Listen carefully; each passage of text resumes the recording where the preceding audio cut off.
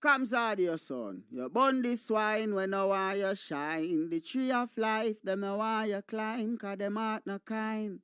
Comes, I say them heart no kind. Buxton Massive, Kidaki, read that. Never joke, never joke, never joke. Oh, money never, money never, money never, money not know what you can even money. Money never, money never, money you can keep, you can even money. When you been knocked for a bum, you know been tell me money. Now because your money done, you come with conniving money. When you had your pocket full, you know been tell me money. Now because your money done, you hustle for tell me money. Yes, money never, money never, money never, money now know what you conniving money. Neighbor joker, neighbor joker, neighbor joker. That's all the money that me walk for. A 2 pound note and a kill that piece. A 2 pound note and a kill that piece. A 2 pound note and a kill that piece. That's all the money that me walk for. I said money never, money never, money never, money now know what you can have in money. Oh, Joseph. Well, I invoke the WPA's position that we are engaging in civil disobedience and non-cooperation with the government, and on that grounds I refuse to participate in the interview. The question in struggle, is not personal. Whatever sacrifice as a political activist or a political leader you have to make for your people, you have to make it. Guyana and Guyanese, at home and abroad. Tune in to Guyanese Morning Time, hosted by Kadaki Amsterdam, where the sun always shines. Guyanese Morning Time, the people calling Guyanese Morning Time. Rhythm, Guyanese Morning Time. Intelligence and knowledge run the front line. We go again, Guyanese Morning Time. The people calling Guyanese Morning Time. Rhythm, Guyanese Morning Time. Intelligence and knowledge run the front line. We go again. We rise up early morning watching Kams TV, where wisdom and knowledge, yes, it is the key. Exposing corruptions over land and sea, where the wicked politicians they try to trick me. Guyana is a land for everybody. With 6 races should live in harmony. Is one set of people getting aisle money. Is one set of people doing the thievery. Guyanese Morning Time. The people calling Guyanese Morning Time. Rhythm, Guyanese Morning Time. Intelligence and knowledge run the front line. We go again, Guyanese Morning Time. The people calling Guyanese Morning Time. Rhythm, Guyanese Morning Time. Intelligence and knowledge run the front line. We go again. This is a program that you all can see. Sharing your views and your integrity. Like it, comment and share it all around. Pass it to your neighbor, safe and sound. A sad situation going on in this town. The voice of the people is getting trampled down. Out of the mouths of babes and sucklings, which has ordained me to sing. I sing Guyanese Morning Time. The people calling Guyanese Morning Time. Rhythm, Guyanese Morning Time. Intelligence and knowledge run the front line. We go again, Guyanese Morning Time. The people calling Guyanese Morning Time. Rhythm, Guyanese Morning Time. Intelligence and knowledge run the front line. We go again. Stop fooling the people. You're promoting evil. Stop lying to the people. You are a part of the cycle. Stop fooling people. You're promoting evil. Stop stop lying to the people. You are a part of the cycle. I say, Guyanese morning time. The people calling Guyanese morning time. Rhythm, Guyanese morning time. Intelligence and knowledge run the front line. We go again, Guyanese morning time. The people calling Guyanese morning time. Rhythm, Guyanese morning time. Intelligence and knowledge run the front line. We go again. They got Breakford, Bork and Mark Benchcop. David Hines and Kadaki Amsterdam. Sherrod Duncan, Nigel London. Normal Brown and Gavin Matthews. Big up Paslow, Port People Governor. Simona Brooms, Robin Simpson. Hampton Green and Winston Jordan. And yes, we can go right on and on. Guyanese morning time. The people calling Guyanese morning time. Rhythm, Guyanese morning time. Intelligence and knowledge run the front line. We go again, Guyanese morning time. The people calling Guyanese morning time. Rhythm, Guyanese morning time. Intelligence and knowledge run the front line. We go again. The relatives and friends of young Wyndham Bacchus, they deserve justice. The family, the relatives and friends of our in Boston, they deserve justice. The family, the relatives and friends of Peter Headley, they deserve justice. And so when we say that Guyana is an apartheid state, we have the evidence to show.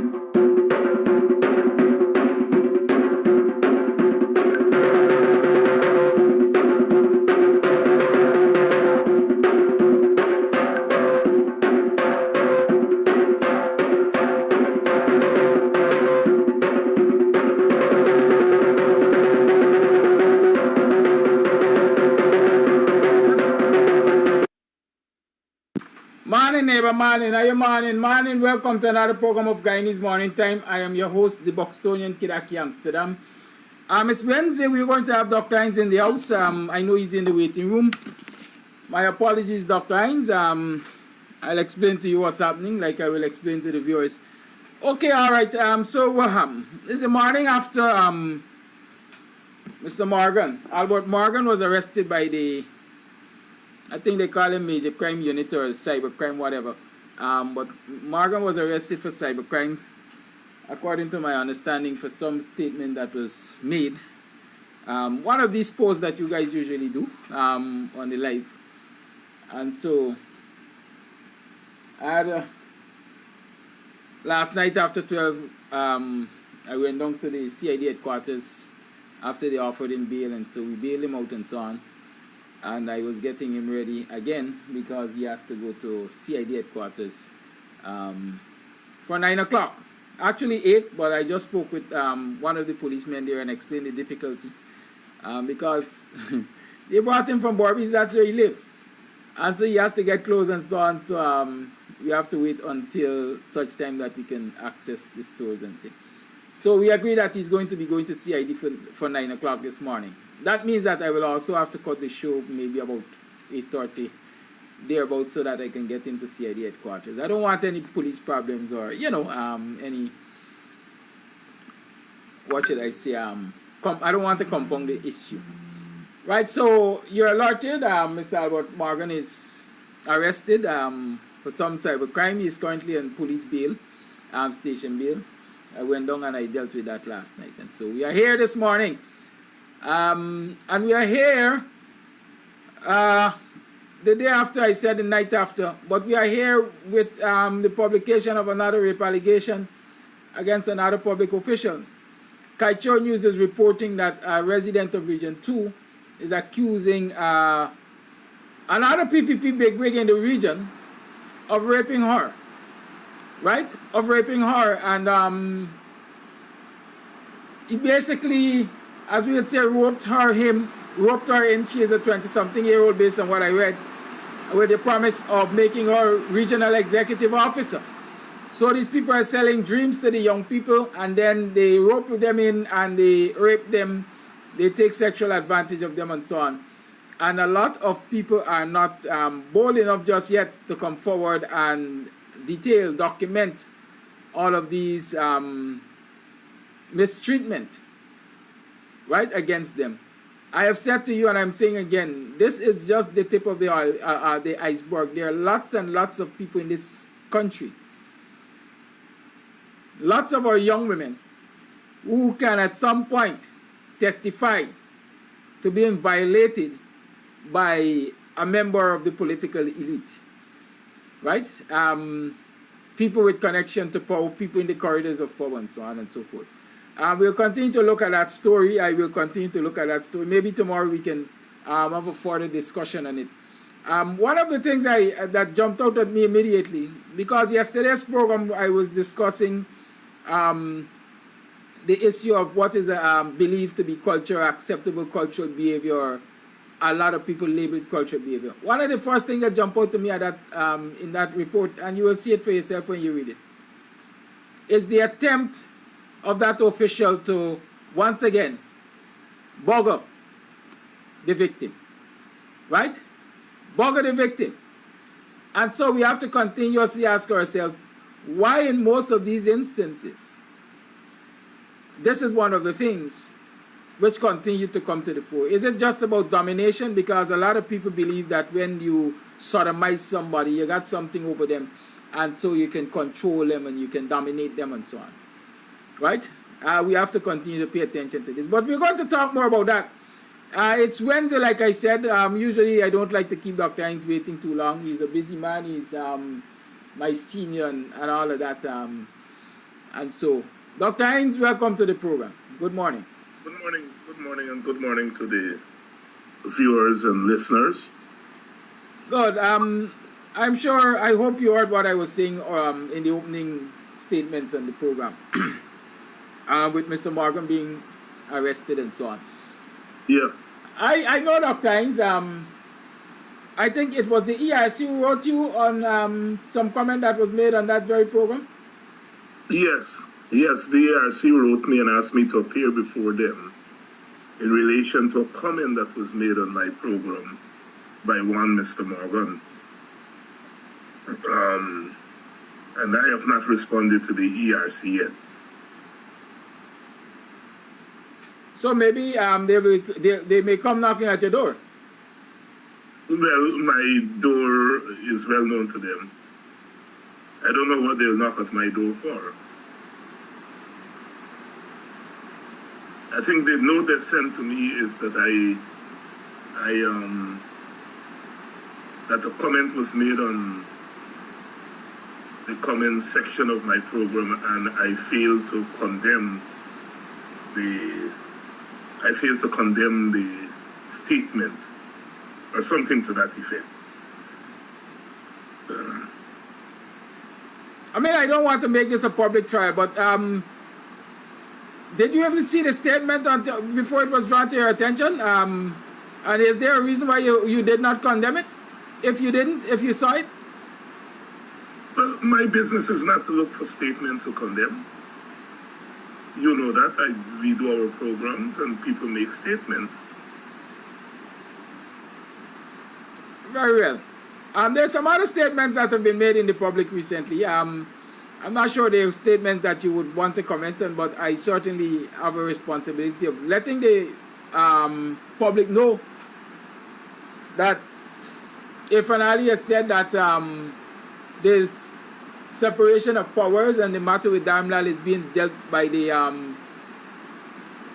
institutions that the government doesn't interfere with, the police and the DPP and so on, and that whenever those institutions make the decisions going forward, then is when he will decide whether or not Damlal will be removed from office and whatever other actions will be taken. In the same breath, I heard, I read a statement from the DPP saying, do not politicize the Damlal matter. There are hundreds or dozens of cases that go from every police division to the DPP on a daily basis, and certainly there are cases that were there before, and they prioritize the jackets of people who are in custody. And so I dare argue that since Damlal is not in custody and there are many cases before him, this rape matter can be a priority for the DPP. Right? I'm just sharing that information with the public and yourself. I don't know if you care to comment on it. Well, you know, in politics, you hang yourself a lot of times, you know. And the PPP is hanging itself. I don't know if they care, because as I've argued over and over again, when you come to power under the circumstances that the PPP has come to power, you come to believe that you are invincible and that you are not subject to the same political rules as others. What you hear in there in those statements are just excuses for not dealing with the accused in the same way that you deal with other political accused. And maybe the PPP doesn't care whether it appears that way to the rest of us, since they have power and they think that they're invincible. Invincible indeed. We're seeing that a lot of that invincible behavior. Yesterday, let's talk about. Well, we know that issue going over the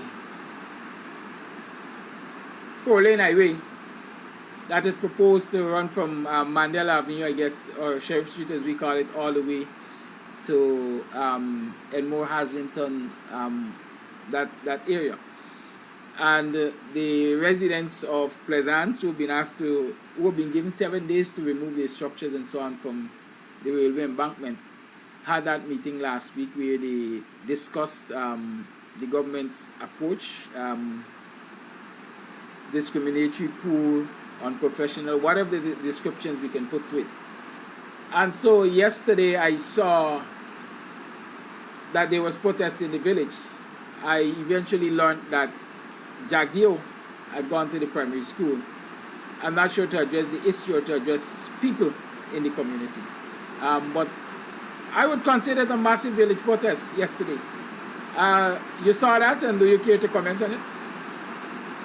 Well, it has been a developing matter, and it's consistent with the way the government has behaved.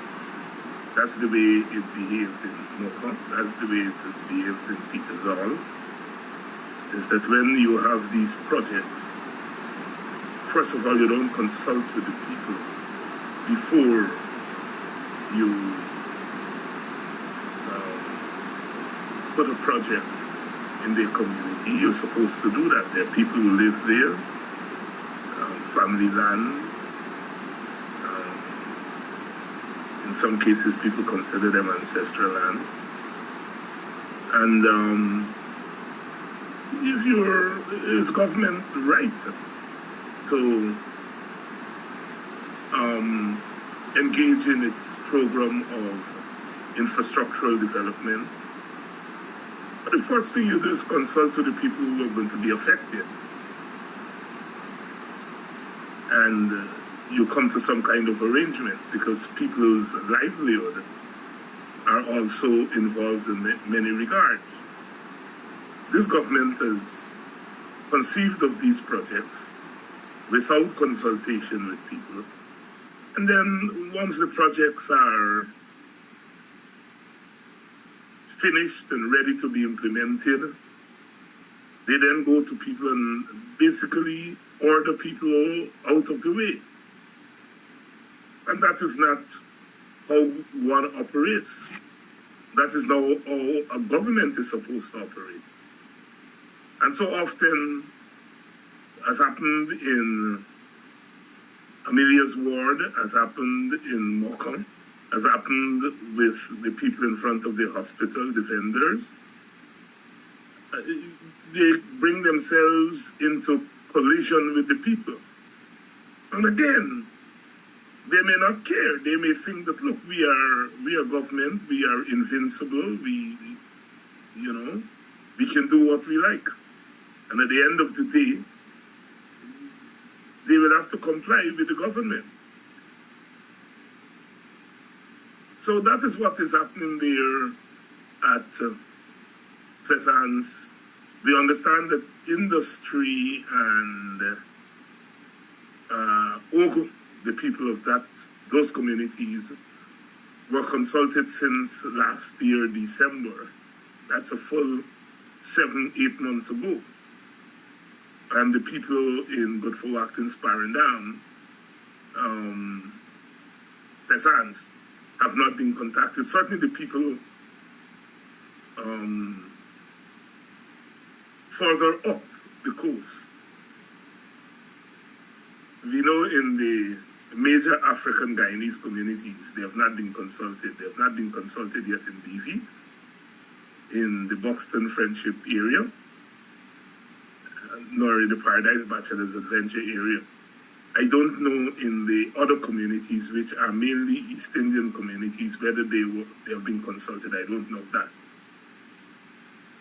But it's the method of operation of the government, and it's arrogance, it's abuse of power, and as I always say, those things don't fall from the sky. People don't wake up one morning and say, I'm going and abuse the people of Plaisance. It is part of a process of governance, and it is part of what the government conceives as acceptable behavior. And you've noticed with this government and its propagandists, they just ignore certain reality. They just ignore certain realities and they press on as if these things don't exist. And so there we have it. After the protest yesterday, Mr. Jack Dio was there. First of all, they prevented members of the community from going into the meeting. So apparently this meeting was, only certain people were admitted to the meeting. And others who were protesting were prevented from going into the meeting. And in the meeting, he dealt with the issues that the people were protesting against. The issue of removal. And one of the things he said is that they should ignore the notice that gave them 7 days, and now they have 6 months to remove. You know, again, some people may say, on the one hand, it is a victory for the people of Plaisance because they forced them to go from 1 week to 6 months. And so the people in Plaisance have to own that victory. Whenever you force the powerful to make concessions, you have to see it as a positive movement on your part. But again, the methodology. He didn't, and I'm making a contrast there, you know.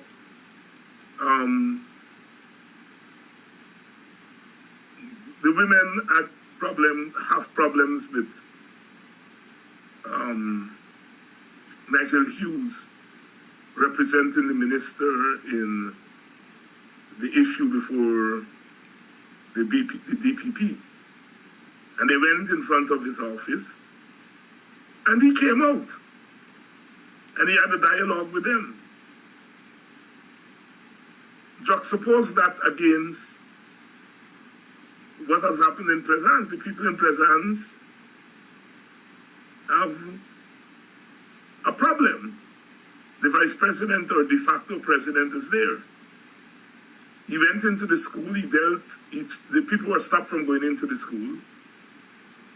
He apparently dealt with an audience that was pre-screened. And he makes an announcement that affects the people outside.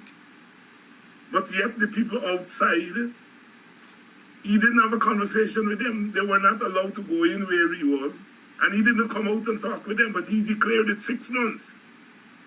So on the one hand, I said it's a victory because at least they forced them to act.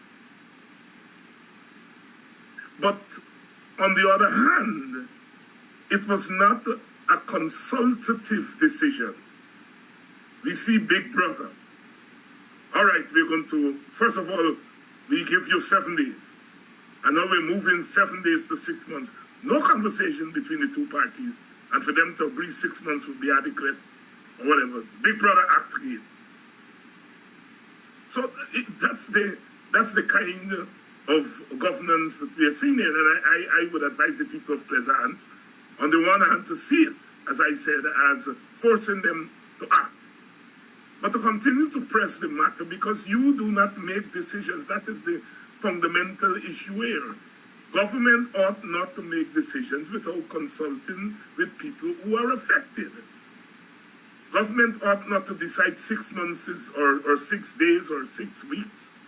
That should be done in consultation with the people. Are you going to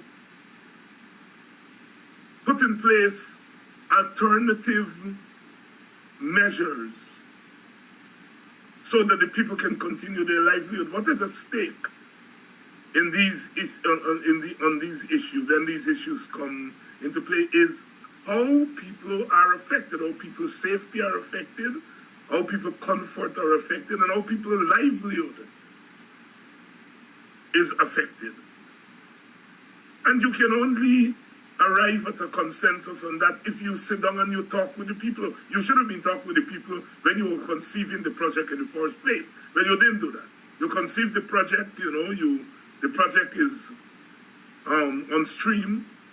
you have a second chance to go to the people and talk to them. You didn't do it the second time. The people come out in protest. You have a third chance to go and talk with the people, and you haven't done that. You have contempt for people. You have contempt for people, and you believe in authoritarian governance. Absolutely no consultation. And you go into the communities, you're right as the head of government or head of state or vice president or whatever you are. You have a right to go there, but the people have a burning matter. You said these people love you because you're a multiracial government and one guy, well, come out of your car or whatever. You don't have security there chucking people out from a meeting. And then when you're leaving, you have security walking around your car. Why are you afraid of these people who love you? Come out and talk to them. So I think what we are seeing is a politics of contestation that is gaining speed, and that must gain speed in the kind of political environment that we have. It's clear that you have a government that behaves a certain way. The process drives the government in that direction. They're all powerful, and they act like they're all powerful. But they don't have the kind of political culture that is needed to stem the logical developments. I say the kind of governance we are seeing is embedded in the kind of government that emanates from regime change. Once you have a regime change government, it means that you give that government a blank check. You remove all the checks and balances from that government, and you are creating an unaccountable government. So the very logic of the political process has driven us to where we are, unaccountable government, and you do what you want and so on. But the second factor is that the people in the government don't have the political culture to recognize that the logic of the process has taken us here, but our own sense of political decency, political integrity, real grassroots democracy, our sense of those things says that we ought to stop this train. Stop this train, I'm leaving, as the song says. They don't have the political culture to recognize that they are on a runaway train. So you have the process pushing the train, and then you have a political culture that can't stop the train. And the only thing to make an alteration to that runaway train is the response of people, the response of the people and their organizations outside of the formal political process, because the formal political process is close to them. And so the only way they can get that train to either slow down or to stop it is to act outside the political process. And when they act outside the political process, they risk getting knocked down by the train. Because the train is not trained to respond to people acting outside the process.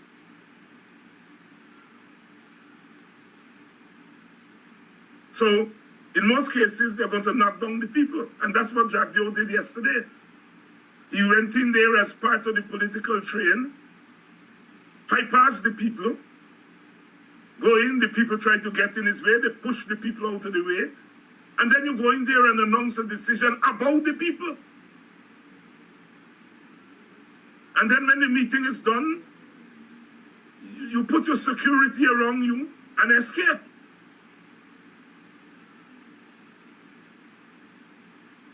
This is what we are faced with in Guyana. A combination of a runaway political train arising out of a political process that was set in train in 2020. And then the people on the train, the passengers as they call them, or the conductors on the train, sorry, the conductors on the train, they don't have the wherewithal. They don't have the human mettle to recognize that this is a runaway train and try to hold it back. That is the most graphic way I can describe what is happening in Guyana.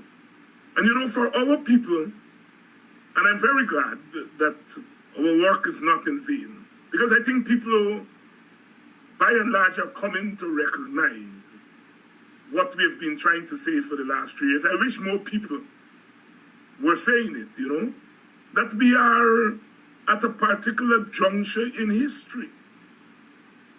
That, you know, politics are not normal. On the normal politics, you know, a government minister gets into trouble for his personal failing, he gets out of the way and go deal with his personal failing away from government. That is what happens in normal politics. It has happened in Guyana.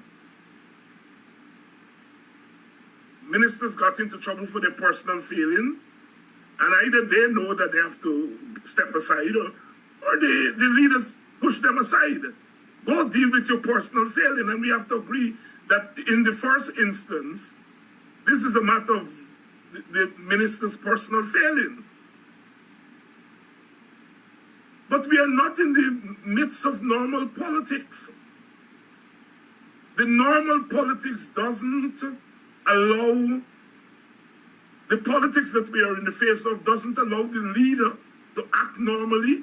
It doesn't allow the accused to act normally because the politics is abnormal. That I continue to push that thesis. That macro thesis of theorization, as some of them say, about what we're in the face of. Normal politics would say a minister is in problem because of personal failing. You are not allowed to contaminate and to stop the political process, because the political process is above you, above the party. This is a matter of people. So you step aside and go deal with your personal failing. That you don't contaminate the process of government and governance with your personal failing. That is what happens normally. That is what has happened in Guyana in the past. It's what happened across our Caribbean and across the world. But in situations of paramountcy, abnormal politics, the accused minister, his personal failings are wrapped up in the political process, and the political process accommodates his personal failing. So its personal failing then now becomes political, because people now have to fight to force him out of the political process. Those who say that, you know, you quoted President Ali of saying, not President Ali, the DPP, it is not. Those of us who are protesting, who have politicized it, is the minister and his leaders. If the minister stepped aside and said, you know, this is a personal matter, and the president has said this minister has erred in his personal capacity, and I don't want my government to be embroiled in it, so I'm relieving the minister of its duty. Yes, but they have not done that. He continues to be part of the political machinery. And so they have made it political. They have made it political. I'm sorry, Madam DPP, don't lecture me or lecture Guyanese about what lecture the leaders and lecture the accused. They have made it political. by not removing him from the political process. And this is what I mean by the way the government has operated and people around the government. I mean, you know, I'm going to say the last thing on this matter and shut up for your next question. If you have a government that has used taxpayers' money in the most obscene way, going around the place buying votes against the normal run of politics. We have had government who have used, you know, their positions, they've used resources when they, you know what they call the privilege of incumbency. It's wrong, but we've had it in the past. But this is more than just incumbency. This was a direct and actual attempt of using money to buy people's votes and buy people's intelligence and bully them into coming on your side. And you have people writing in the paper and speaking all over the place about crossover vote and inroads and ignoring that factor. Gosh, I have been around politics now going on to 50 years. I have never seen that kind of wanton ignoring of reality. How can people sit down and talk about crossover vote and the PPP being multiracial and ignoring the method? You know, it's like saying a man is rich. He's a billionaire. But he stole that money or got the money through questionable means. Saying the man is a billionaire and ignoring the method by which the man accumulated his wealth.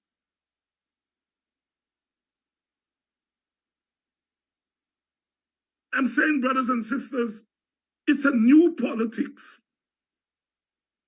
And you first of all have to understand the new politics before you can engage the politics. I see political people arguing among themselves. Arguing among themselves. Norton lose 2 seats, Norton lose this seat, Norton lose that. And I'm saying, what is wrong with these people? Can they recognize this is not about who lost 2 seats and who done this and so on? And first of all, a lot of them get their facts wrong. 2 of the seats the PPP picked up in Georgetown were AFC seats.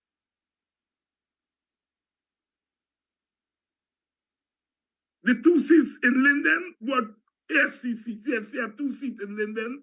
I think they have 2 seats in... No. So your facts are wrong. But let's just assume that you're saying AFC is part of the opposition. So winning AFC is really PNC votes you win. Let us assume that. It's not true. But let us assume that you're saying the AFC is part of the opposition. So my winning the 2 seats in Georgetown or the 2 seats in Linden are really AFC seats and not PNC seats. Let's say you say all of them in the same thing. The same thing. How can you ignore the method? The method by which these seats were acquired. And you are attributing to some multiracial action. So the only thing, you know, it's not like you saw people moving both ways. PPP supporters move into the PNC, PNC supporters move into the PPP. That's then what you can say, okay, there's a genuine movement from party or there's genuine movement from the extreme parties to middle parties. That's what you mean by crossover and floating vote. And you hear intelligent people seeing a one-way flow, if there was a flow. and not question the method of this one-way flow, and hailing it as some big multiracial.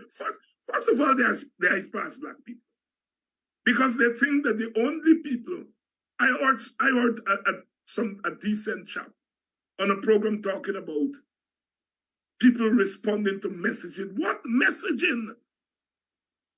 Those who responded to the PPP, they weren't responding to messaging. They were responding to money, cash. And people sit there and ignore it. Now, this what happened at the local government election is not going to be sustained at general election, where the stakes are going to be high and the PNC is going to,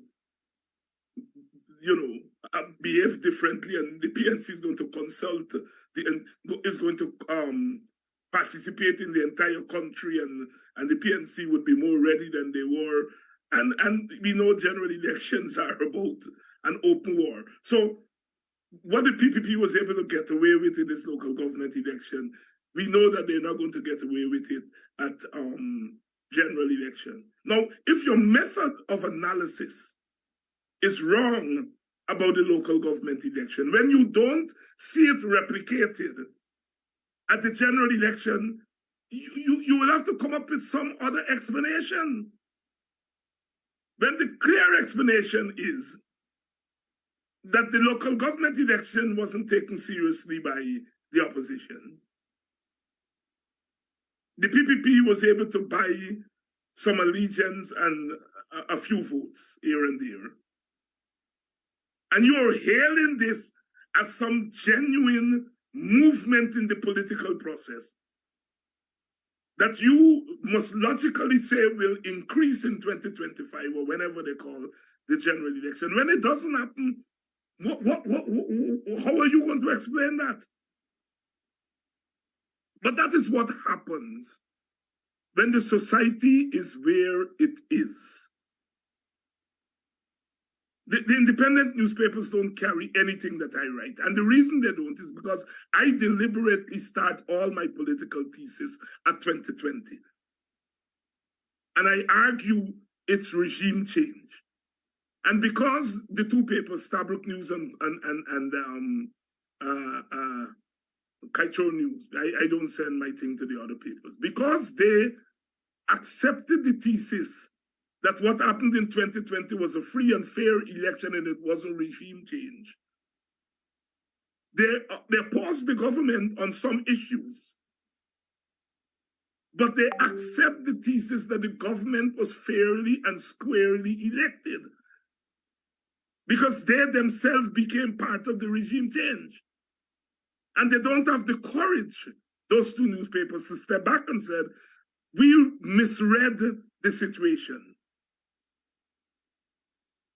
We didn't know that foreign interests had asked Mr. Granger to use Guyana as a launching pad for their conflict with Venezuela. And that 2 or 3 times Mr. Granger said no. And so it was clear that Mr. Granger was not going to accommodate foreign interests, certainly at that level. And we know that those powerful foreign forces is about their interest. So they looked elsewhere.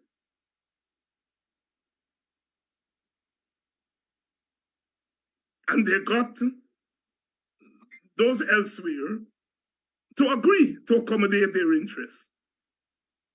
And so the question is, how do you use the election to catapult the favored competitor to power?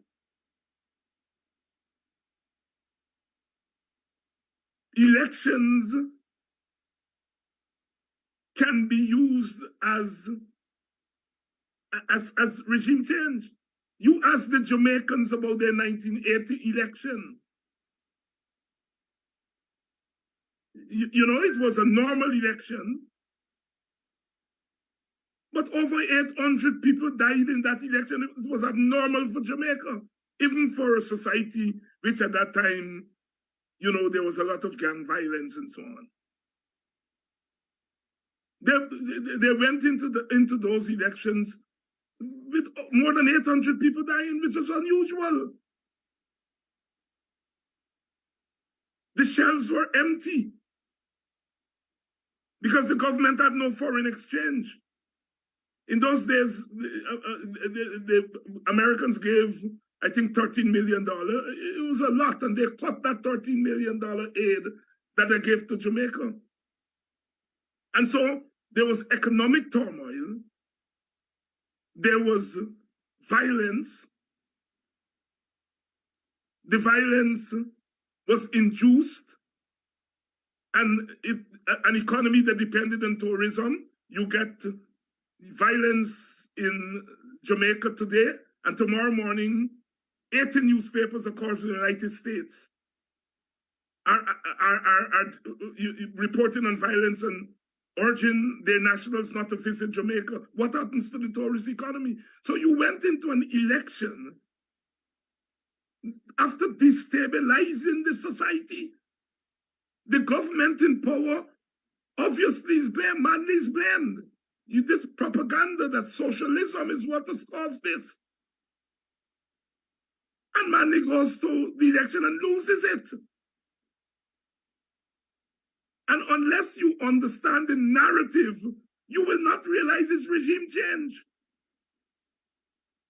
And the Jamaica Labour Party goes into power in 1980. Immediately, Mr. Reagan says Jamaica will be a showcase for capitalist development around the world. Plunge massive funds into Jamaica. Within a year or two, all the fast food from McDonald's to KFC, all of them were in Jamaica. But what that meant is that Kentucky and McDonald's were replacing jerk chicken.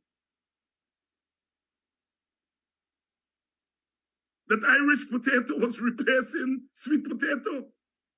And soon the local economy tanked, and by 1989, the PNP is back into power.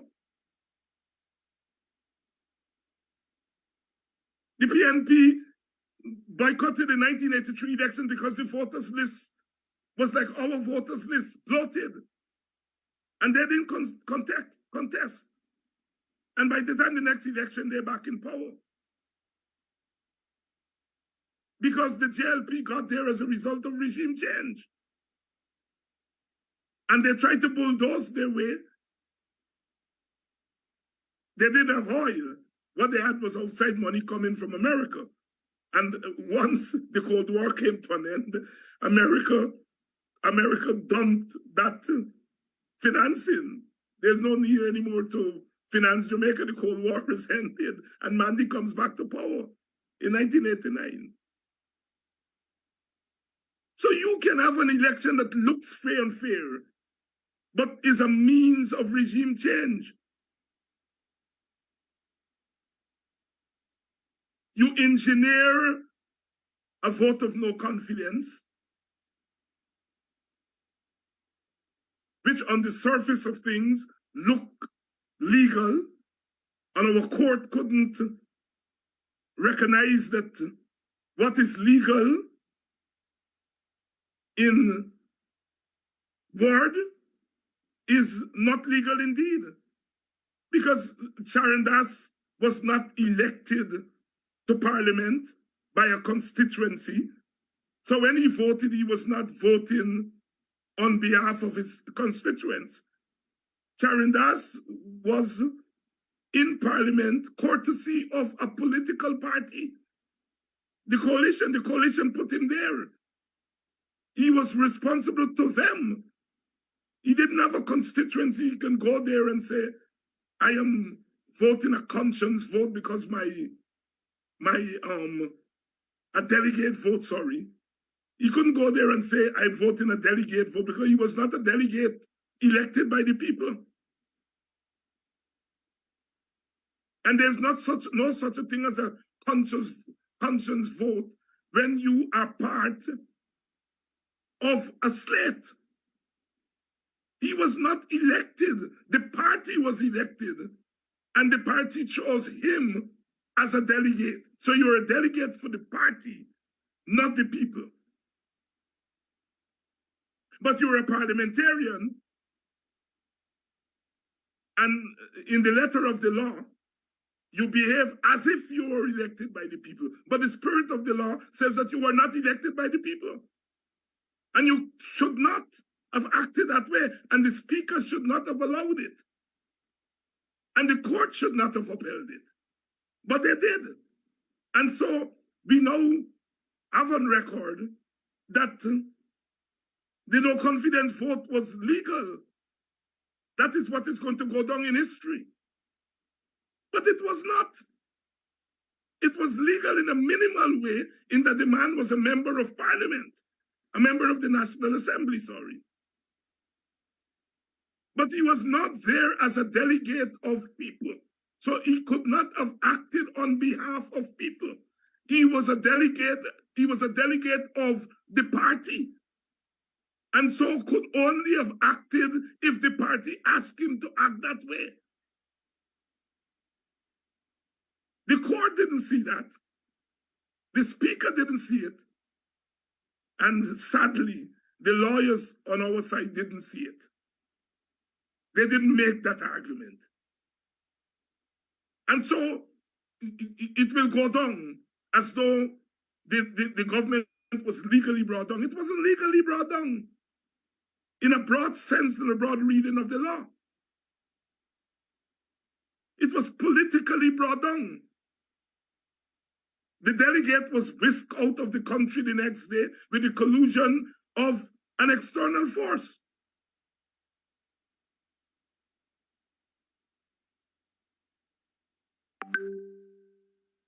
Any government that is being removed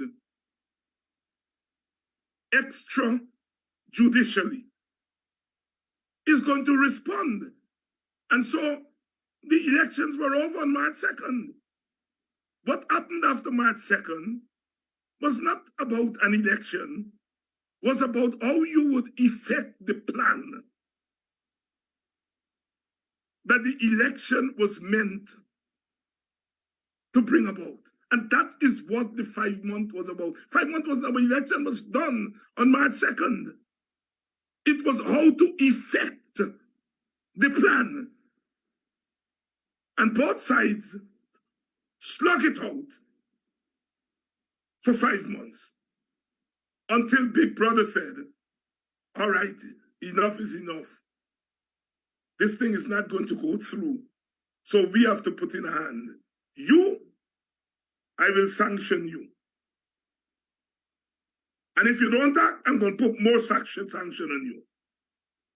And eventually the sanction side stepped out of the way and the favored government was installed. That is what happened in 2020. That is what happened in 2020. Yet you have people who are denying that is what happened.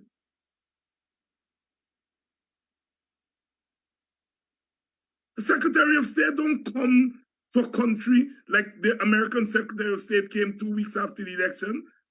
The last time that happened was in Jamaica, the same Jamaica I was talking about in 1976. After the 1976 election, Henry Kissinger went to Jamaica and summoned Manley to Montego Bay to come there because he came with a message. Stop facilitating Cuban troops going to South Africa. Remove the 7% levy on Jamaican bauxite. Stop running around the place with Fidel Castro and Daniel Ortega. And he came to Jamaica to tell Manley and didn't come to Jamaica House. Summoned Manley to Montego Bay and the Manley party said, you are prime minister. He comes here, he comes to Jamaica House. And Manley gave the famous speech that Jamaica may be a small country, but it will walk on its feet and not crawl on its knees. And that its alliance with Jamaica, with Cuba, is a third world alliance and a Caribbean family alliance. And Kissinger left and went back to America. The rest of it is history. We had regime change in 1980. The last time an American Secretary of State took an interest was then. Well, of course, we had the Grenada situation with the American Secretary of State getting involved. In fact, the American President, Ronald Reagan, standing alongside Eddie Seagan, Tom Adams, and Eugenia Charles, announcing the illegal overthrow, invasion of Grenada in 1983. And I say illegal because they did not consult the British. The Queen was still the head of state. They did not consult her. Eugenia Charles would later say they went to Britain, but Britain hedged. Britain was not in favor of invading Grenada. And that's when they went to the Americans. And the Americans overrode the British and went in. So since Jamaica in 1980 and Grenada in 1983, an American Secretary of State had not been involved in Caribbean politics. I mean, English-speaking Caribbean. Yet, with all of that evidence, this government behaves as though it was legally elected. And people are behaving that way, including people who are opposed to what the government is doing. But they silence the fact that what the government is doing is a direct result of what they participated in 2020. So they have to give different explanations for the behavior of the government today.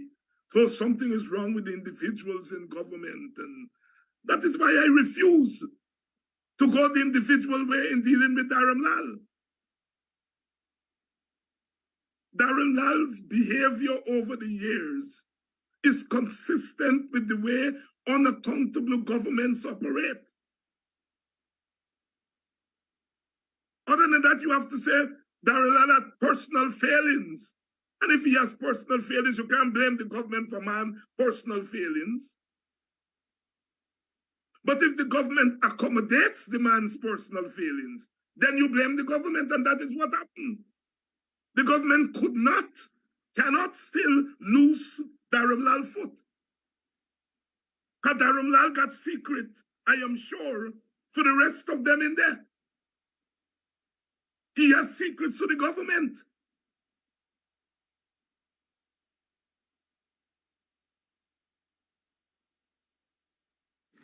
It's 15 minutes past the 8 o'clock hour. Dr. Hines, as I know the message will come and say, Dr. Hines was on a roll this morning. I'm really, really sorry that we got to interrupt this conversation, but you know. We have to see about Mr. Morgan. Yes. But just before I leave, let me say to you, while listening to Dr. Hines, I was also paying attention to that new allegation from Region 2. And as a matter of fact, it's a young lady called Sarah Hack. She at one time, based on my reading, was one of the top students of Region 2. So here's another top student being attacked by Dharam Lal. Well, I'm saying allegedly being attacked by Dharam Lal because it is revealed that this powerful person that the Kaichur is talking about is actually Dharam Lal. And in the statement, the young lady said she can also tell of how he made or makes $100 million disappear in paper. So, indeed, he seems to be the PPP golden boy, and that is why they're circling the wagons around him from where we stand. But viewers, you have had a lot, you've been given a lot to digest. I hope you've paid attention to this morning's teachings, as I like to call them. It's unfortunate we can't take questions and we can't further examine Dr. Hines' thesis. But, you know, the freedom of our supporters, our warriors, is paramount, because if we don't have free people to fight back, then we can't fight.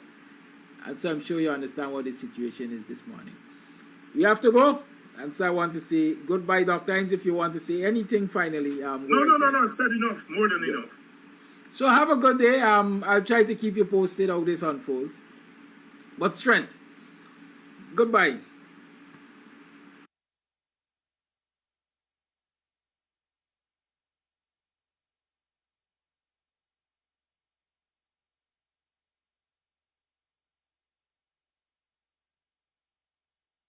I think I'm the only black person, in fact, I am the only black person in America who's not afraid of the police. In fact, I pull them over. I did it recently. I was like, excuse me, officer, I can't help but notice that you've been following me for 12 miles. And the accent confused him. He was like that, oh, I'm sorry, ma'am.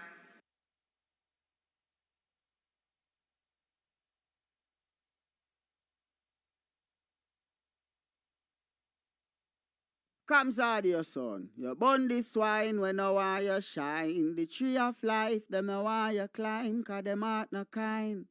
Kams I say them heart no kind. Buxton Massive, Kidaki, Red Hat. Never joke, never joke, never joke. Oh, money never, Money, never, money. Money, never, money. Money, I know what you conniving. Money, money, never, money. Money, never, money.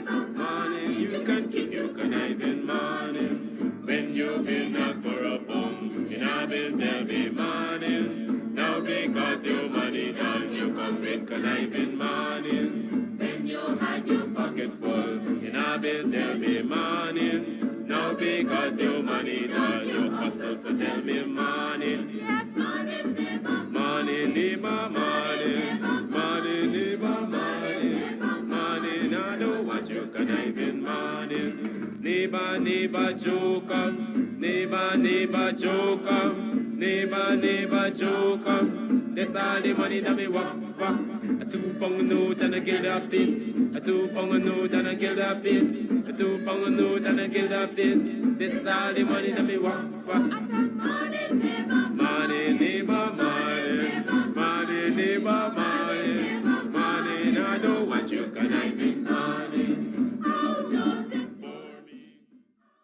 Well, I invoke the WPA's position that we are engaging in civil disobedience and non-cooperation with the government, and on that grounds I refuse to participate in the interview.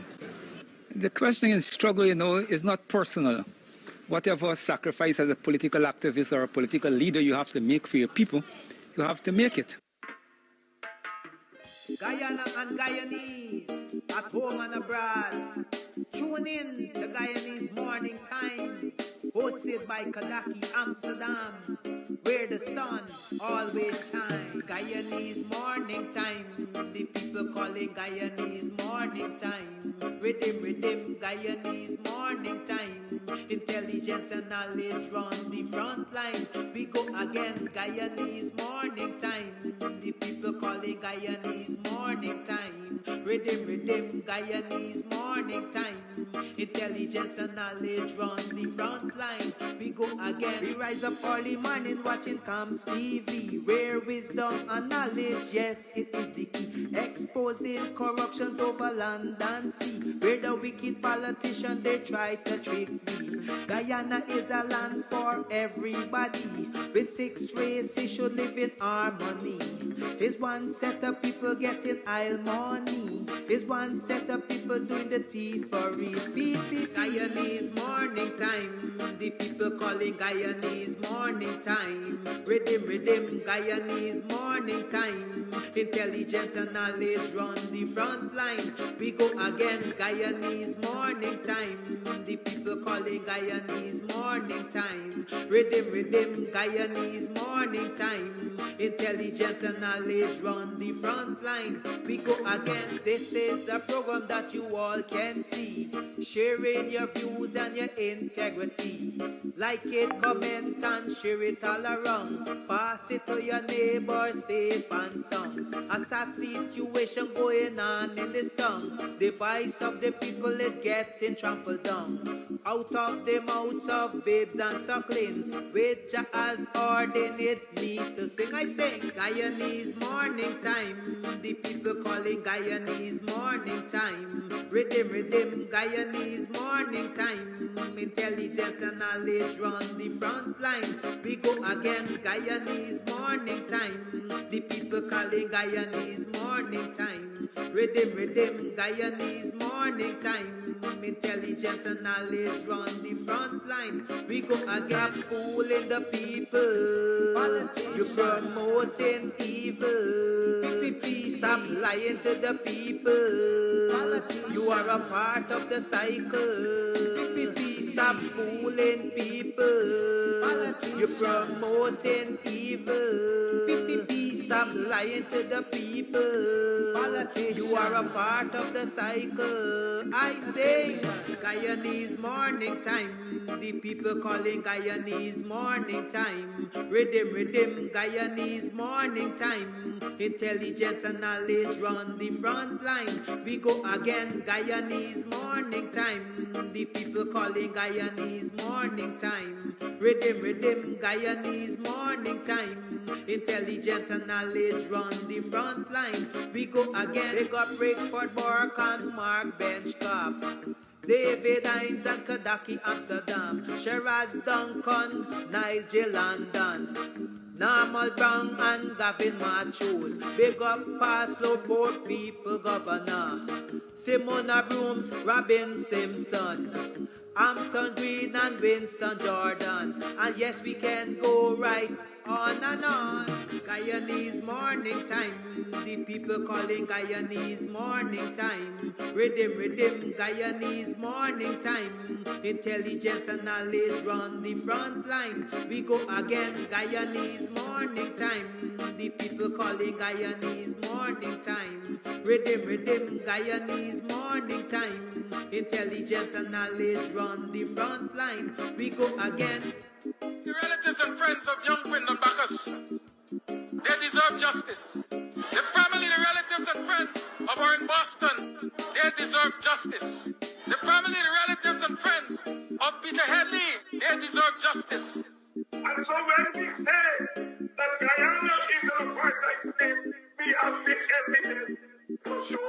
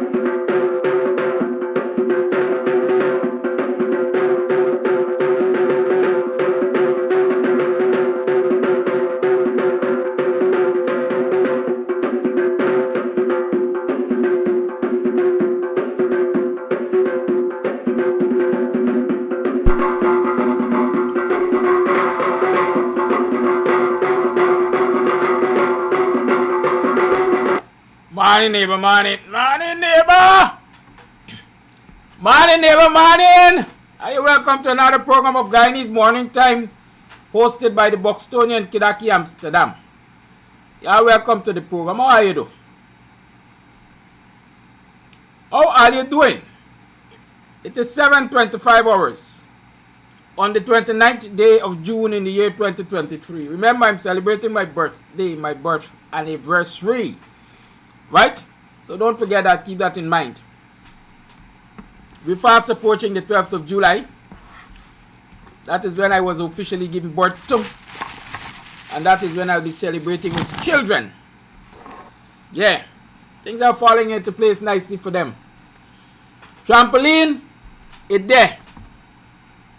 Snacks, it there. Music, loud and clear. Lots of games, lots of fun. Bring out them children at the 12th. Yeah, it's 12 for 12. You can't be older than 12 to come. You have to be 12 and younger. Right? Bring them out on the 12th of July. Let's have fun. Let's have fun with our children. Let our children be children. It's the least we can do for them, you know. Give them memorable days.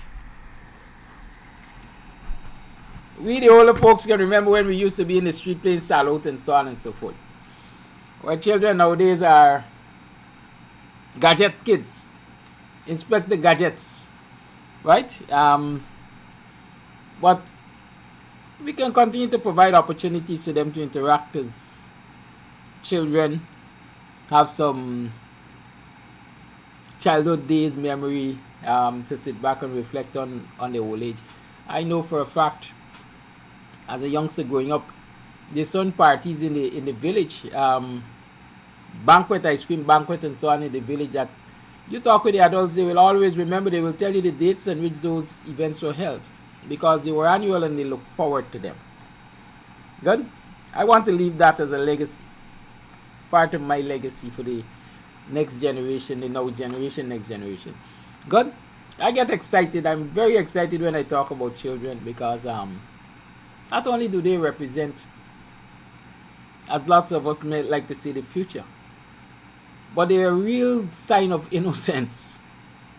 And the society in which we live, the world, we need to be reminded that there is such a thing as innocence. I'll tell you that for a fact. Good?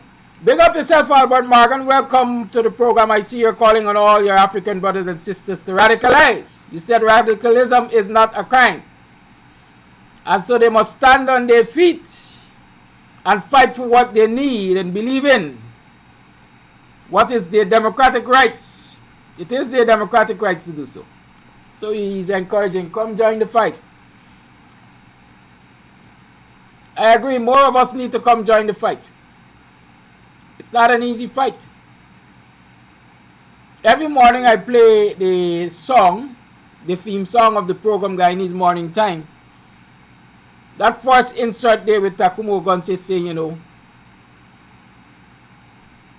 struggle is sacrifice. It's not about individual. It's not about personality. It's not a personal thing. Right? It's a sacrifice you got to make for your people. And if you have to make a sacrifice for your people, make it. There's some of us who have been making sacrifices. There's some of us who have made sacrifices. There's some of us who made ultimate sacrifices with our lives. We ought not to forget the likes of Crummy Wing, Ronald Waddle. Right? Go back into time. Kofi, Damon, Accra. Don't let us forget that there are many of us who gave ultimately their blood, sweat, and tears for where we are today. Don't let us lose sight of that. I think the name, one of the names that just came to mind, Shamroy Boy, I think the name is. The Linden Trio. They were on that bridge on that fateful day fighting for the rights of Lindeners to retain subsidized electricity based on historical arrangements and agreements with the state of Guyana.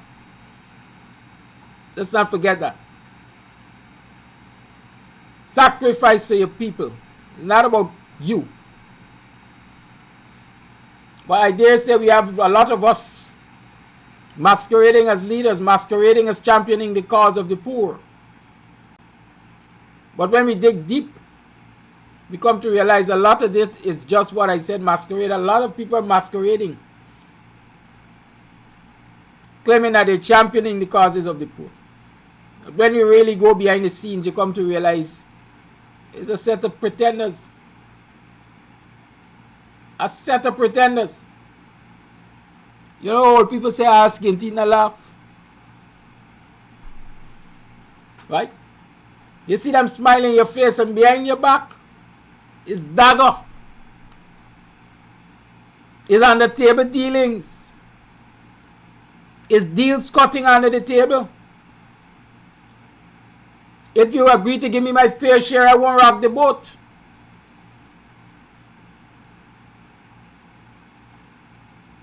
And so their supporters are running around like hamsters on a wheel, you know. Day in, day out, they're getting the same kind of instructions. Day in, day out, they're getting the same kind of directions. Day in, day out, and they're doing the same thing over and over and over and over. And they can't seem to step left nor right to get off of that wheel. Because its system is designed to keep them on that wheel, right? You all run around like hamsters while we make deals. But we're making deals out of the strength of you running around. See, I got 1,000 people out there every day running around, you know. They're backing me. So you best come to the table. Let them run around there, man. I having steak for breakfast this morning.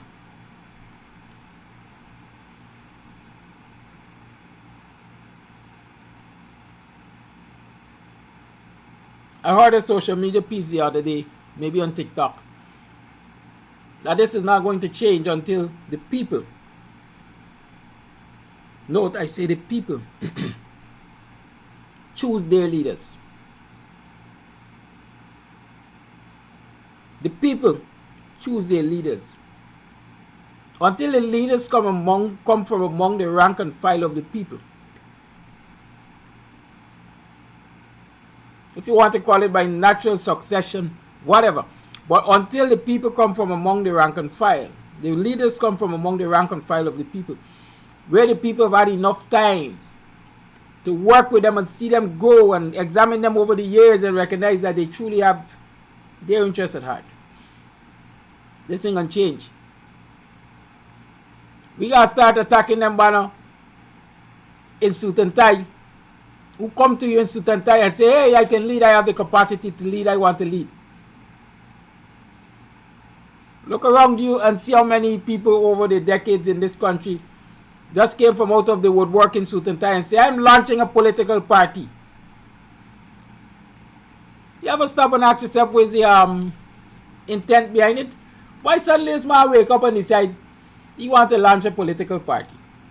Well, I've heard a lot of white people launch political parties. In recent times, a lot of people say, well, if them in government and them in opposition could be living lightly off the taxes and the blood, sweat, and tears of the Guyanese people,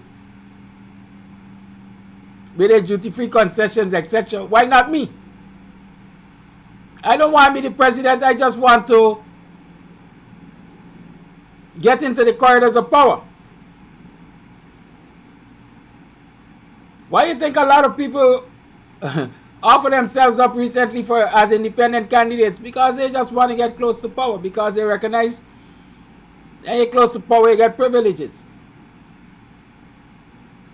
And in many instances, you come to understand they're not trying to get close to power to serve the people. And so it's important that the people judge them on that basis.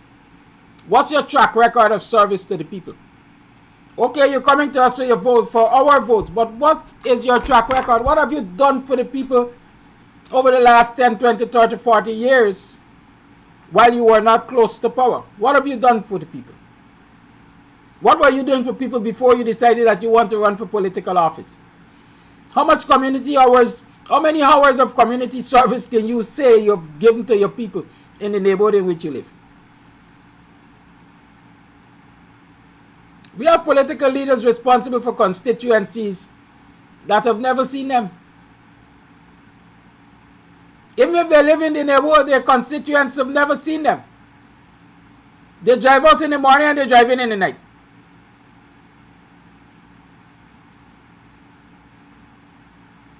Janice Chase wants to know where Robin Simon is. Yes, she's alive and well and she is doing her politics. She is doing her politics.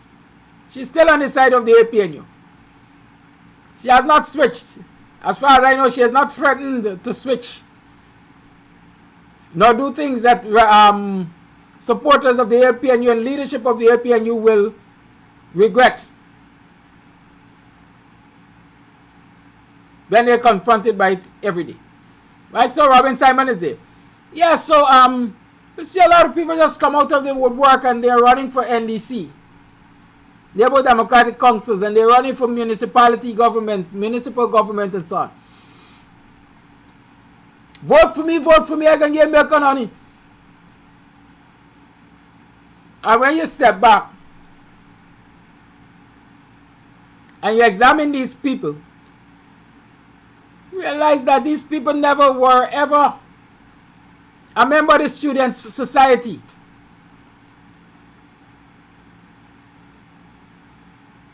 They never were a member of the youth group. They never came out when it was community cleanup day. They lived aloof, separate and apart.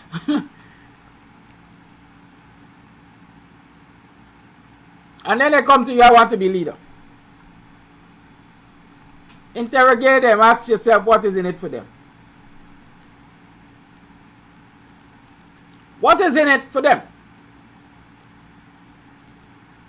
Why suddenly they want to run for this political office or that political office? Because they want to sit in the seat of power so they could abuse people, girl, children, like the alleged rapist minister.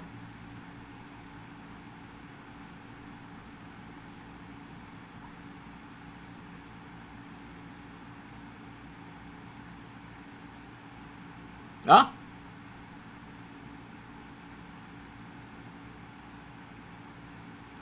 Sometimes, you know, I know sometimes y'all ask, so my staff, so I'm going with this kind of reasoning early morning. But sometimes when I look around the society and I see the behavior of people who we entrust leadership to.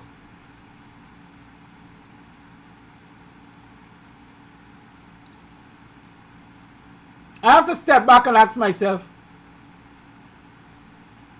what really are we fighting for? Are these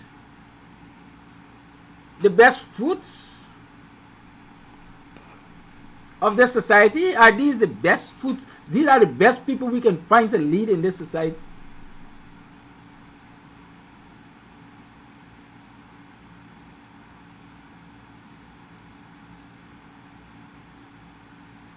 Whether they're on the opposition side or they're on the government side, are these the best? Or we yet to be smart enough to put together a team of the best to really manage the affairs, our affairs?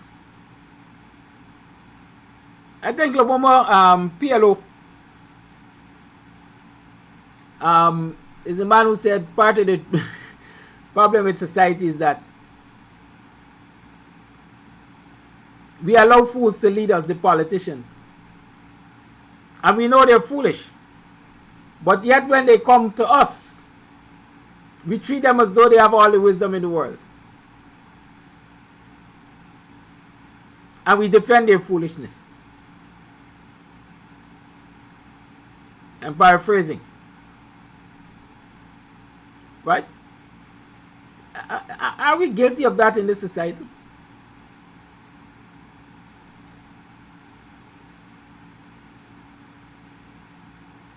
What gives me the right to say I want to lead? What gives David Hines the right to say he wants to lead?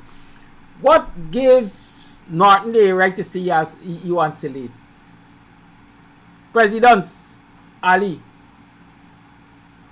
Porongu Jagdio,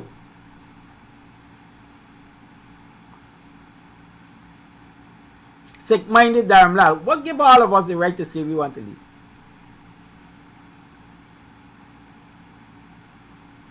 Have you ever sat back and examined that? I'm inviting you to put to put all of us on a microscope.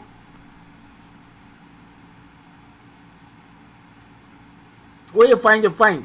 I'm I'm very confident in my desire to lead. It's about the people. It is about the people. I reminded myself of that just about 48 or 72 hours ago. And I was reminded of that this morning with this post that Albert Morgan made. This is a man who was just dragged before the police CID. Literally dragged away from his children, his 2 minors, MINORS, shackled in their presence. I can imagine the trauma those children went through. Whisked away from Berbice, where he was arrested, to Georgetown. Spent hours in custody, being grilled, interrogated, whatever, investigated, whatever you want to call it.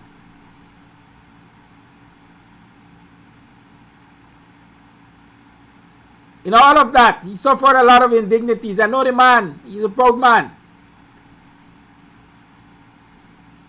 But despite suffering all of these indignities, he is back here this morning. He say, here, what happened?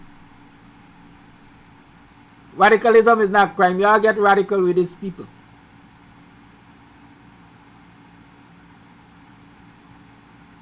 It is also a post on social media.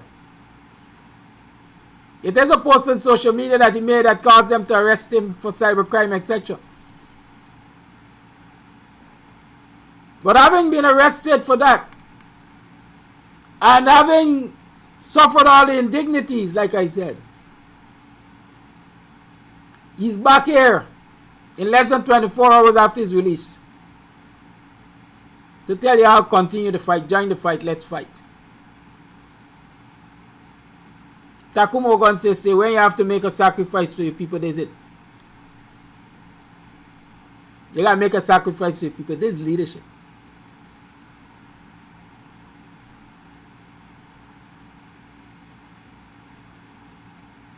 And so you can't turn a blind eye to such sacrifices. And so sometimes I have to go down these meanders. I have to address issues like those. I have to point out to you the sacrifices that people make.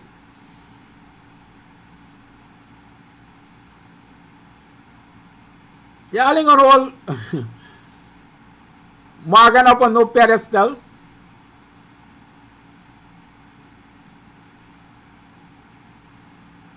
But for the years I've known him, I've come to know him as a fighter for the people. Right? We have to look among ourselves as leaders. Because them banner. Them man in a suit and tie, in a lot of ways, are failing us.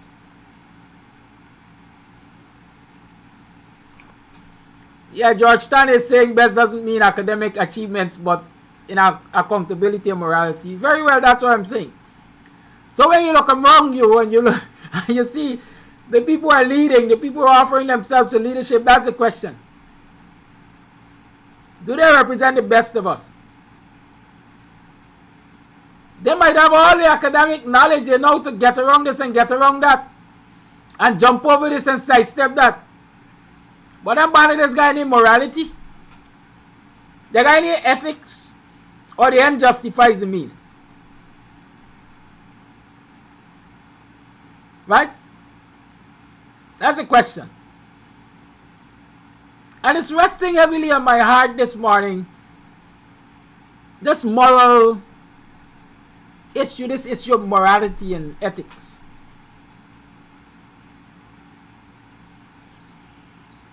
Because it's the morning after the DPP, the PPP, the DPP. Ali hack. The PPP hack. Has sent the police, according to the news, to look for further evidence before she can make a pronouncement on whether Damlal should be charged or not.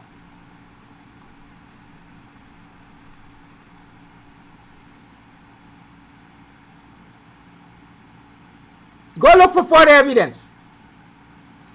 You know, I'm trying, I've been searching my mind to find an equivalent to explain what the DPP is doing, but let me see if I can put it in layman terms. The PPP, the DPP is sending the Guyana police force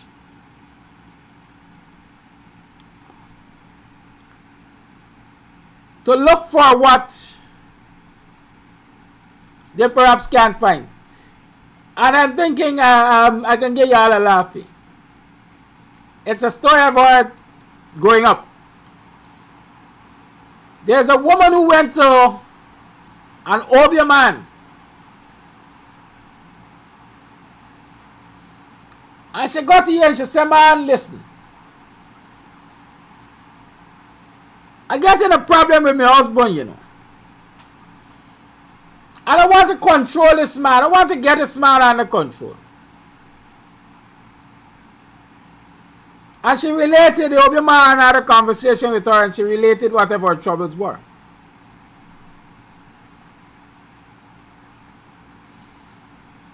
And the man tells her, I could solve this problem for you, you know. You gotta go and bring me an elephant tusk. The teeth of a Bengal tiger. And a strand of a lion's tail.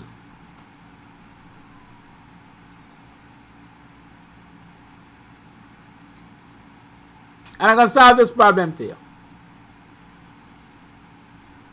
The other man thought he had gotten rid of the woman because these in his mind are almost impossible tasks for any woman to achieve.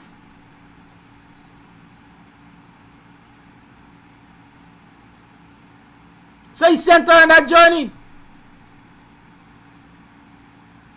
Because he's of the opinion no woman would have the bravery that it will take to go and get these things from live animals. Because that was part of the criteria. I say he did that because he wanted to get rid of her, because based on his interaction with her, her husband was no damn problem. Or as man, he wanted to take the man's side.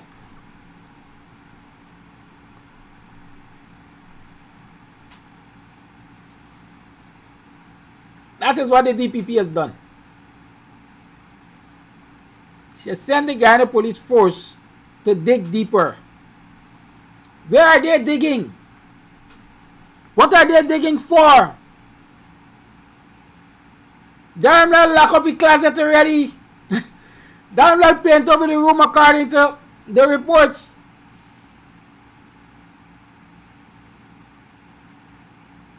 Damn well must have already bought Tom, Harry, Dick, and John.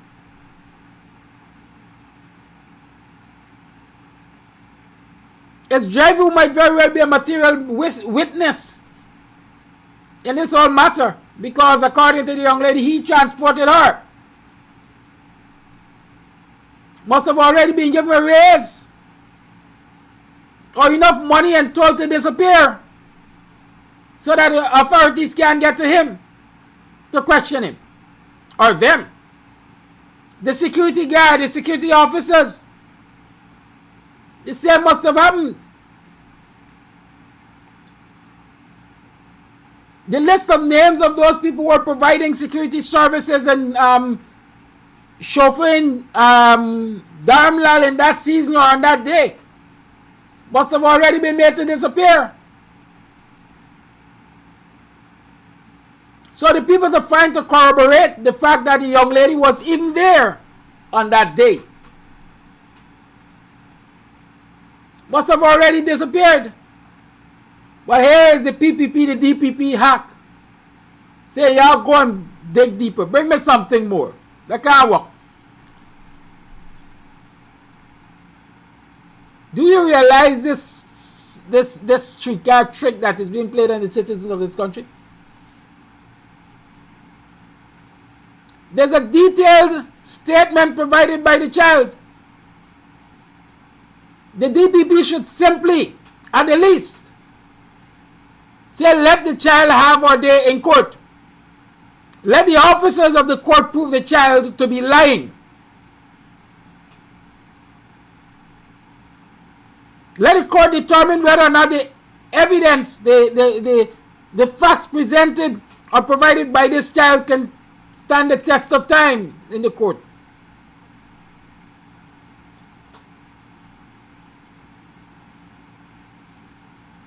But no, before Darmlal is even made to face the court, we are seeing the hands of the DPP, who, mind you, is the Director of Public Prosecution.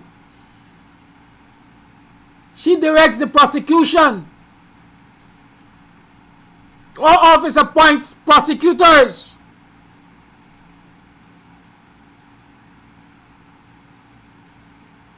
And so what confidence citizens can have in this matter going forward and going forward impartially? All of us have seen the statements. I've seen people arrested and charged for less than, well, not necessarily less than that, but with less detail than that.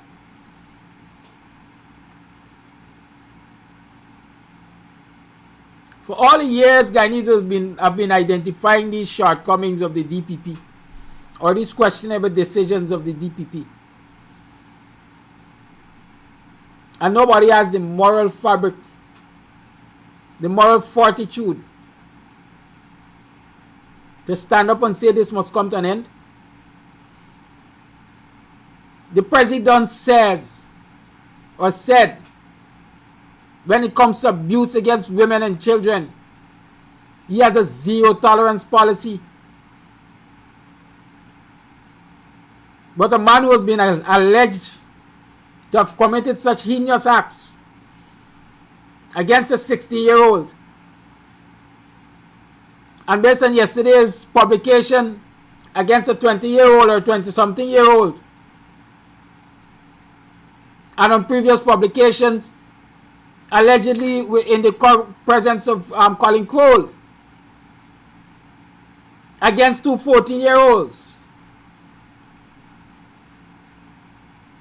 is still allowed to sit at the same table, perhaps opposite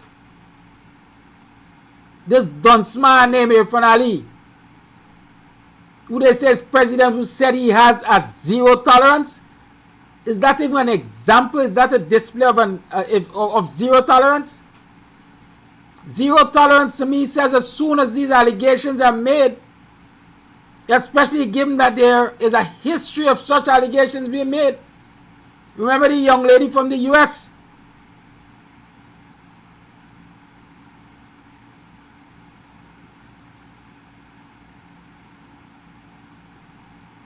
Remember the outburst in Parliament about a dildo? Isn't that abuse against woman and child?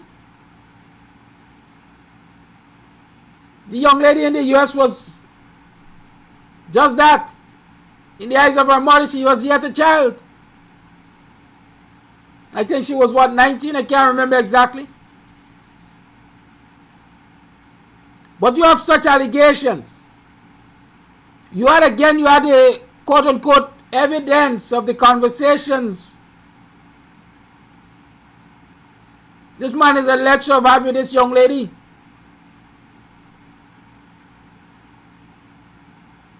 In this matter, this current matter, you have a whole statement, 19-20 pages of writing.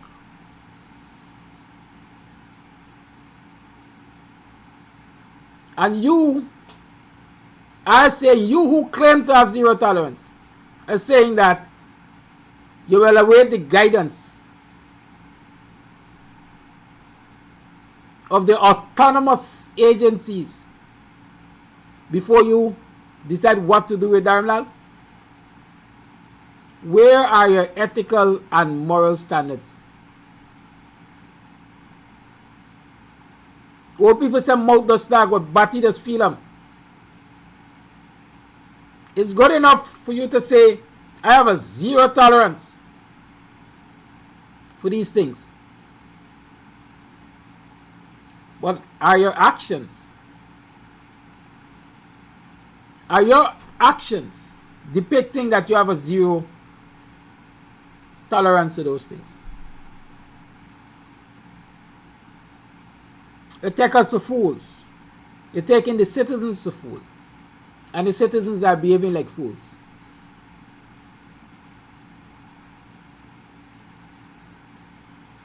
I don't promote violence, at least not consciously. But I say history is a great teacher, and I always look around the world to see how people behave when they perceive injustices as having taken place. How do they behave? When the policeman stood on George Floyd's neck and caused his death,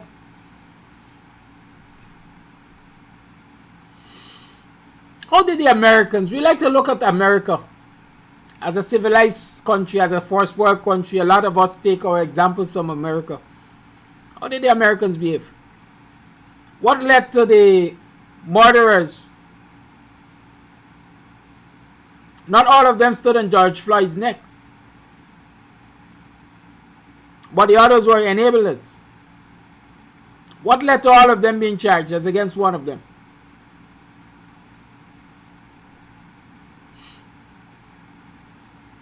The people didn't sit back and say, let the autonomous agencies do their work, and the president said this. They came out and they looted and they burnt and they protested in all forms.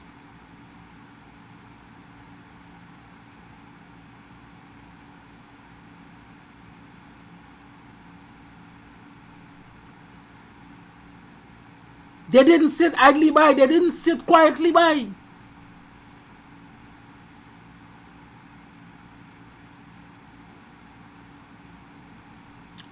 But more than 12 hours after the DPP made our statement, or more than 12 hours after it was reported that the DPP said, go and look for more. Guyana is quiet. Guyana is peaceful. Everybody, some people are still sleeping late into the morning. Everybody slept well into the night, throughout the night.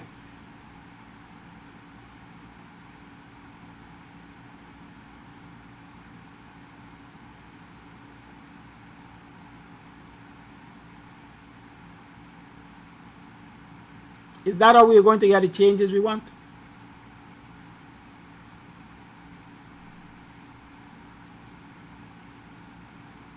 Can we get changes by every day coming and complain about the same thing?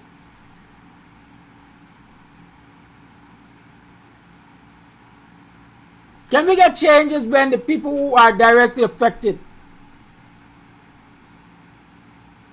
are somewhere languishing in the back seat waiting for somebody else to fight their fight?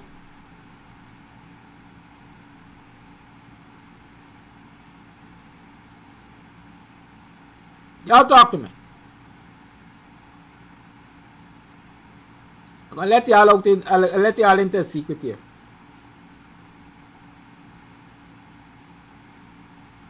I know a lot of people will be disappointed, but I tell you, I've not gone to the protest line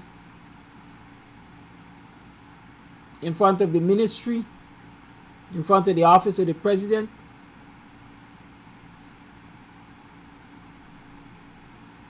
I've not done it. But I'm keeping this matter in the forefront every day that I can here on social media. If I have conversations with people physically, I keep this matter in the forefront.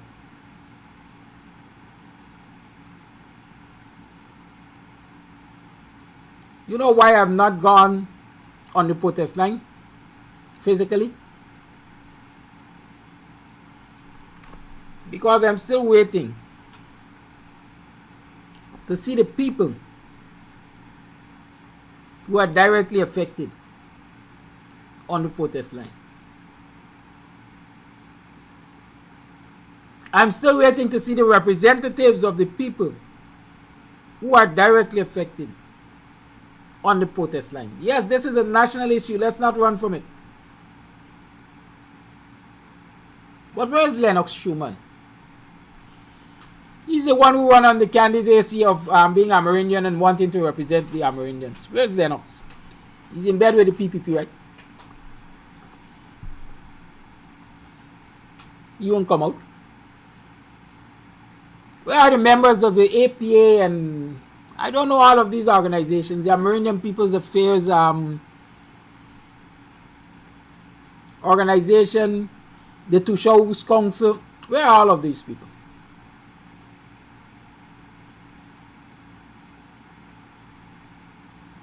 Where are the parents?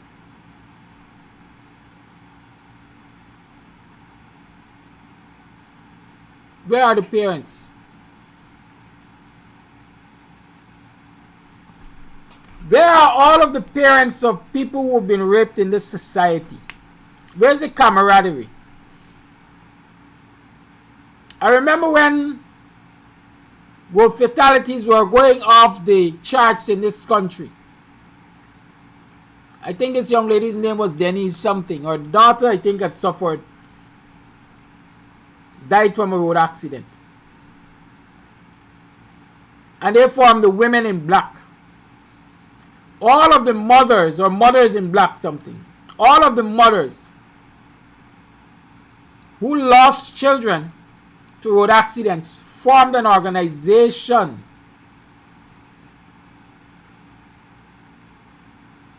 They came together and they started confronting, lobbying, pushing for reforming the traffic laws, etc., etc., etc., to highlight this problem of road fatalities. I think they succeeded to a large extent. Because I know for a fact that there were lots of changes taking place in the country to address that issue. Where are all of the victims of rape? Their relatives, their friends, their support system, parents. Where are all of these people?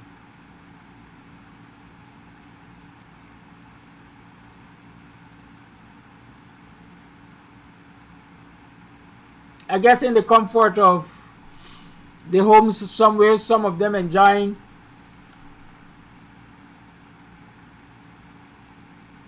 the payoff that they got to stay quiet.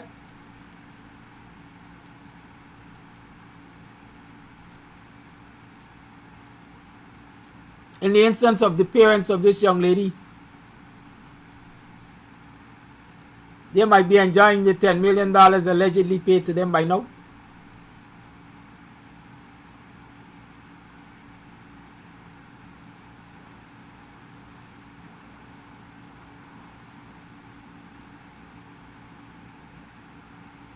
Where are these people?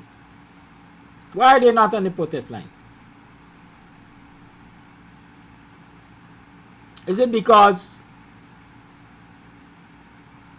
on the table deals are being made while the DPP is apparently dragging her feet on giving the police advice to charge or not charge?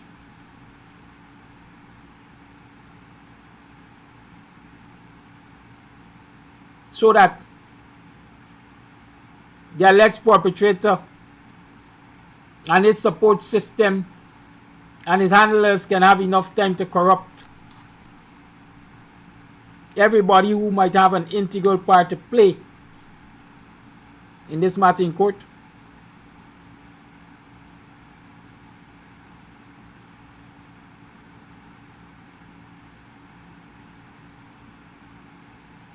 And we're sitting back and giving them space.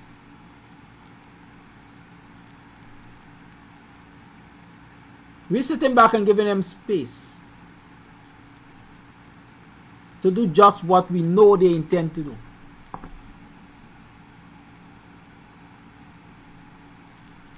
That's what we're doing. How are we going to get the changes?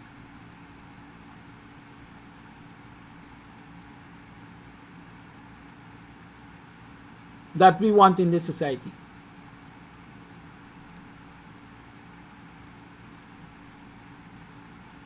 Is it we're fighting against this situation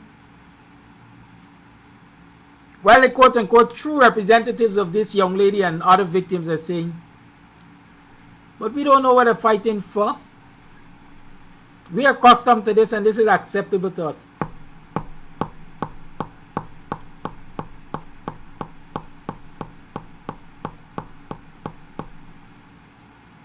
Is that what's happening in this society? And so we are there day in, day out protesting, making demands and so on. And the people we are making demands against us saying, let the jackasses break. Because we have already settled this with the people who matter most.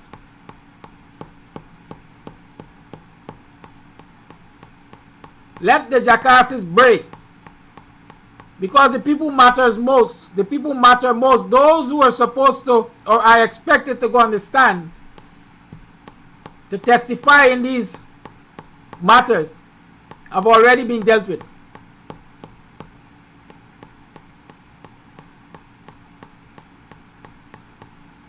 Mahendra Nath Bennett, whatever you're saying, let the law do its work, because like everything y'all say must go what? I don't know what's the rest of it. It's an incomplete thought. But that's all we're asking for, Mahendra. Let the law work.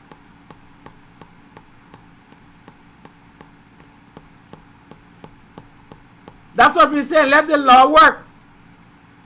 These allegations have been made. A detailed statement has been provided. Let them be tested in the court of law. We don't want no one person sit back and say, yeah, I can't charge based on this. How about that?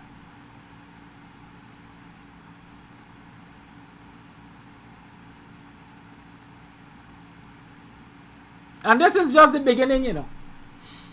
Because my understanding says that even if, not I'm saying if now, I'm being doubtful based on the actions of the DPP. Even if this man is charged, there's what I was informed is called a paper committal. Even if this man is charged and made to face a trial, it ain't happening today, you know. It ain't happening today.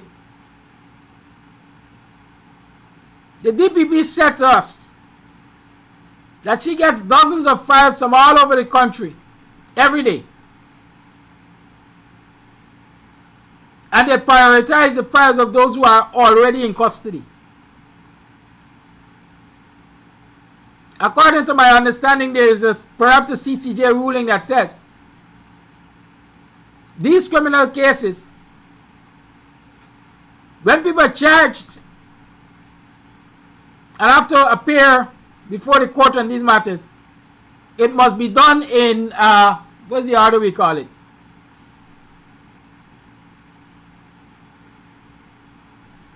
Sequential order. So if you get placed before the court, if you were committed to stand trial in 1995, the man who is committed to stand trial in 1997 can't get a hearing before you. And so I want you to think about the number of cases before the courts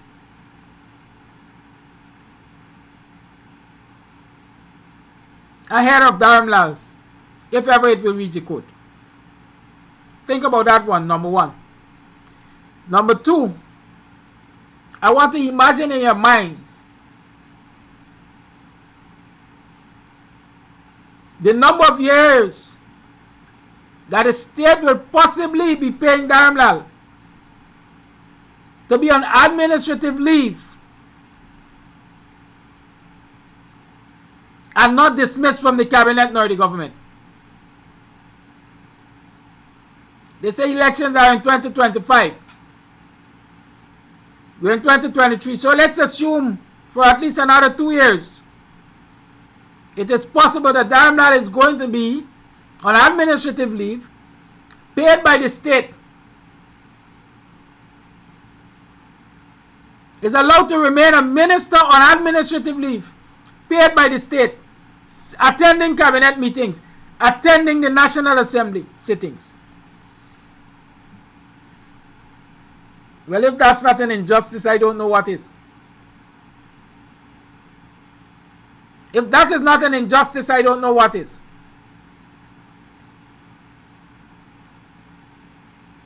I was reading this morning where the Premier Fahy, whatever his name, I think it's BVI, was indicted, was charged in the US and so on.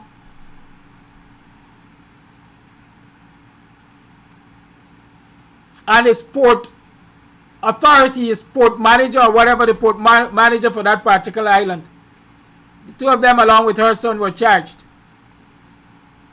for drug trafficking, money laundering, etc. And the new premier immediately announced the resignation of the chairman of the board of the Port Authority. According to the news item, it didn't say whether the chairman was asked to resign or the chairman decided that he had to go because, in my mind, of poor oversight.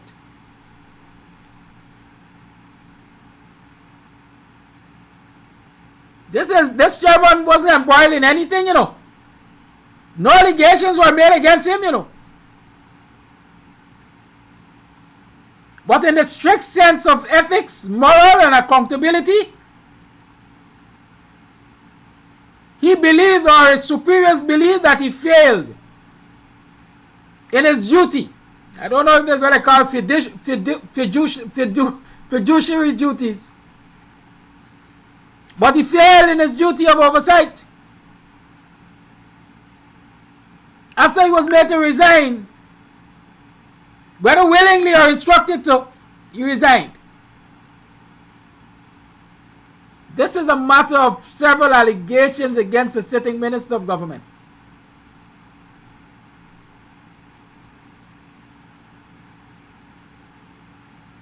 And not a hair on his skin, on his head.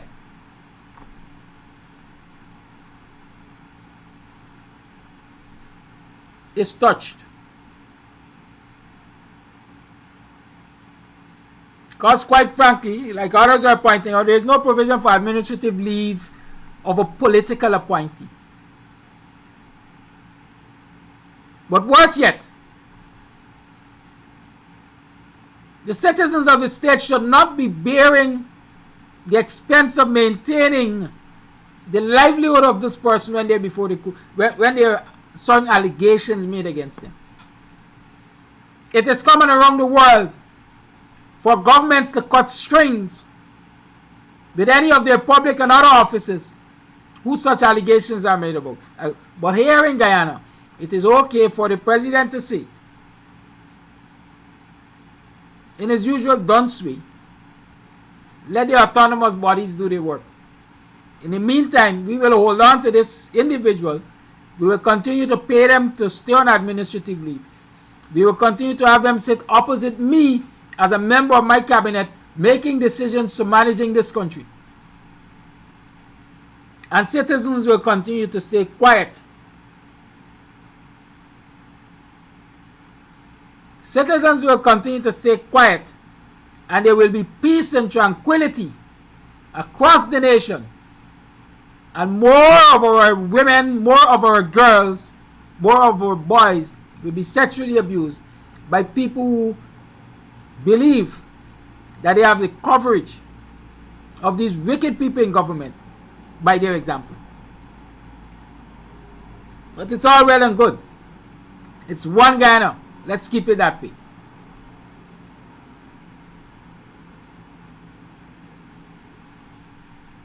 When all of these representative groups of the people who are directly affected in this one out there, I will join them. Meantime, I will continue to be a voice to campaign for good governance in this country.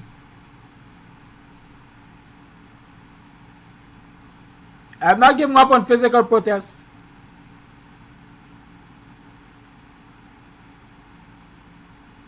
But you got to convince me. There was a time when I had to convince you to join me. Y'all got to convince me. They got to convince me. In the meantime, I will continue to do work in the communities, among the constituents. I will work for better Guyana.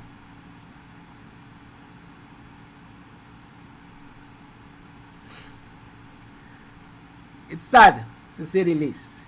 But like OGUNSEYE say, when you decide to sacrifice to your people, that is what it is about, sacrifice to them. It's impersonal. Okay? It's 70 minutes past the 8 o'clock hour. I will open up the lines shortly. But I received a request. I know it was a private request, but I thought that people can benefit from my public response.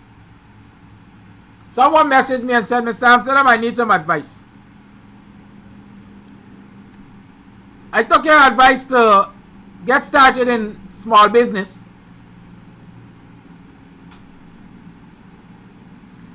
I took your advice to get started in small business, and I started making puri and so on for sale.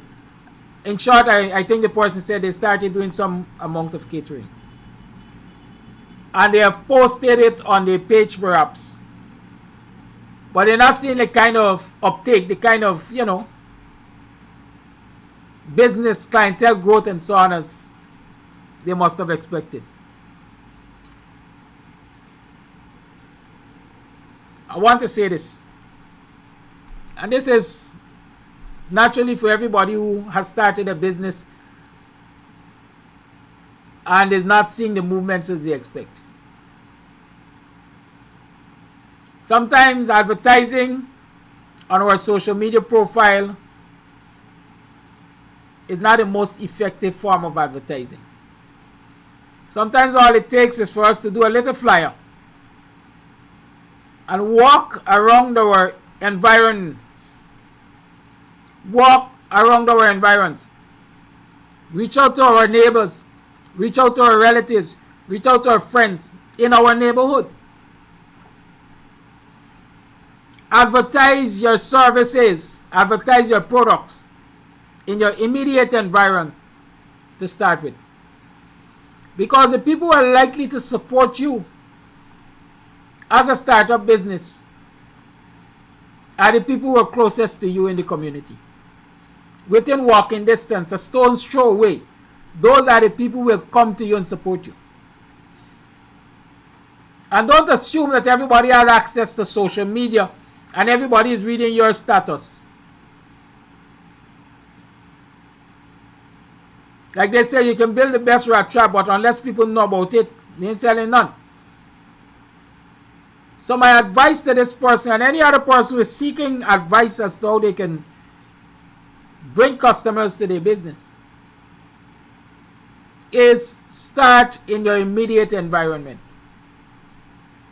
Social media is good. Yes, social media is good. Advertise on social media, that's good. It's free advertising. But sometimes you have to make that one-on-one, person-to-person connection. And the place you start with that, and where it is most likely to be most effective, is in your immediate environment. I remember as a youngster, just completing school and so on, I worked with ATC, Atlantic Telecenter. Telemarketing. What were they doing? Dish Network at the time was advertising. You could, every time you turn on a television or something, you could see Dish Network advertising.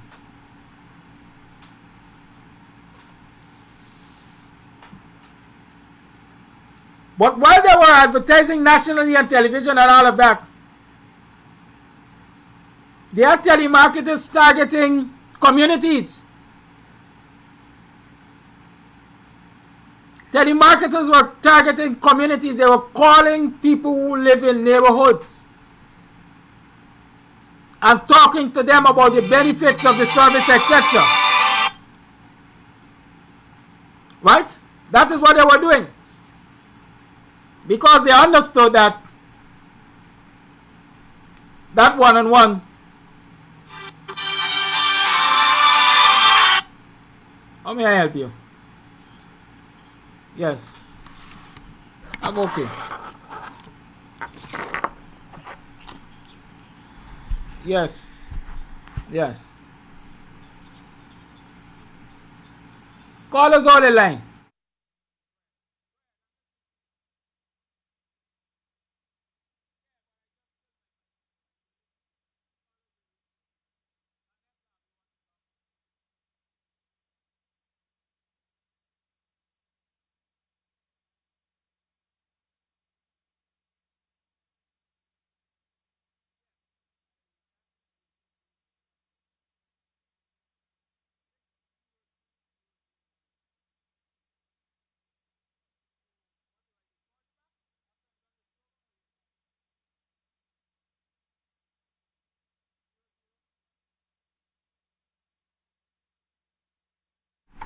Yes, sometimes I have to take these because when you see a persistent caller, you ask why. It's important. It's related to the program.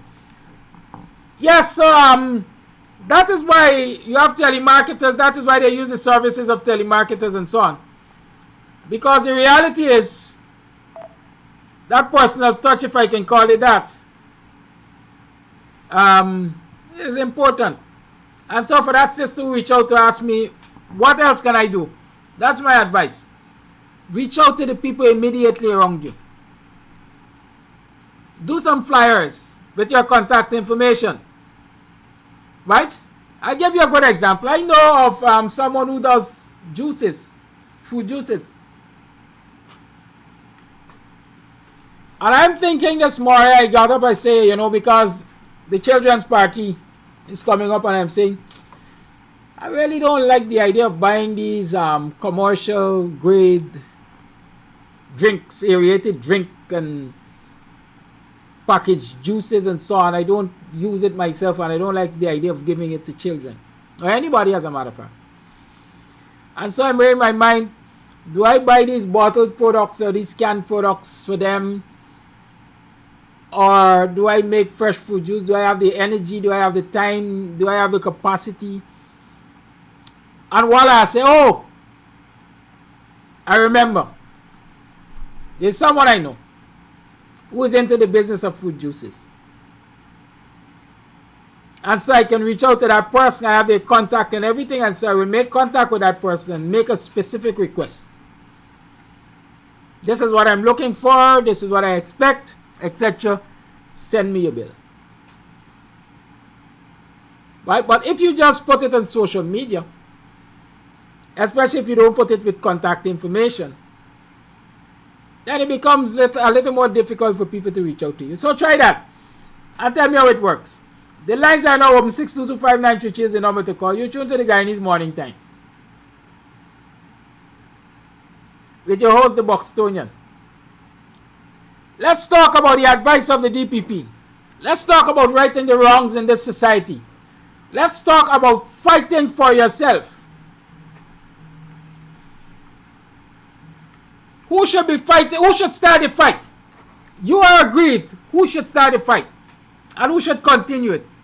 How do you get people to join your fight, assuming you started? Call it live. Good morning. Good morning. Morning again. Advice to that person that's doing stuff and think to advertising on social media. I've tested the system umpteen times. If you're advertising out there, do not put words like for sale, available at, prices and those things.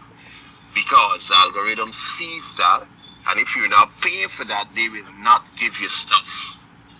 You know, show your stuff to people.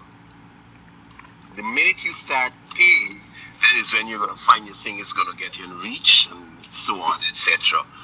And that's what you tell her about walking the ground is the best form of advertising when you're starting out. Right? That's the best form of advertising. But the minute you start going on social and you put in prices and those things, the verbiage that says it's for sale, you will never ever be shown in certain places. Good. Next thing, I totally agree with you when you're talking about fight. This here is not our fight anymore. This is the people's fight. We have been fighting for centuries and decades for other people's fight.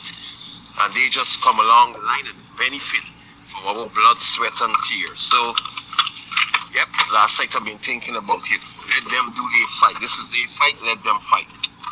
Yep, this enter our fight. This reminds me of Ukraine and Russia fight. Right?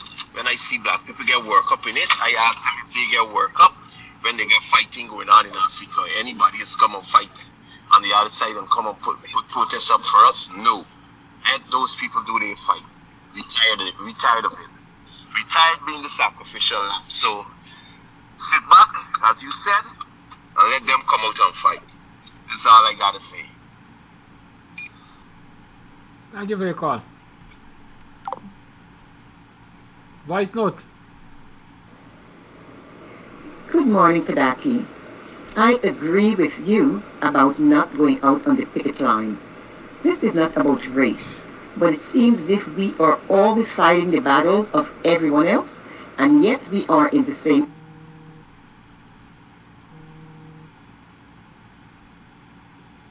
Call all the line, please.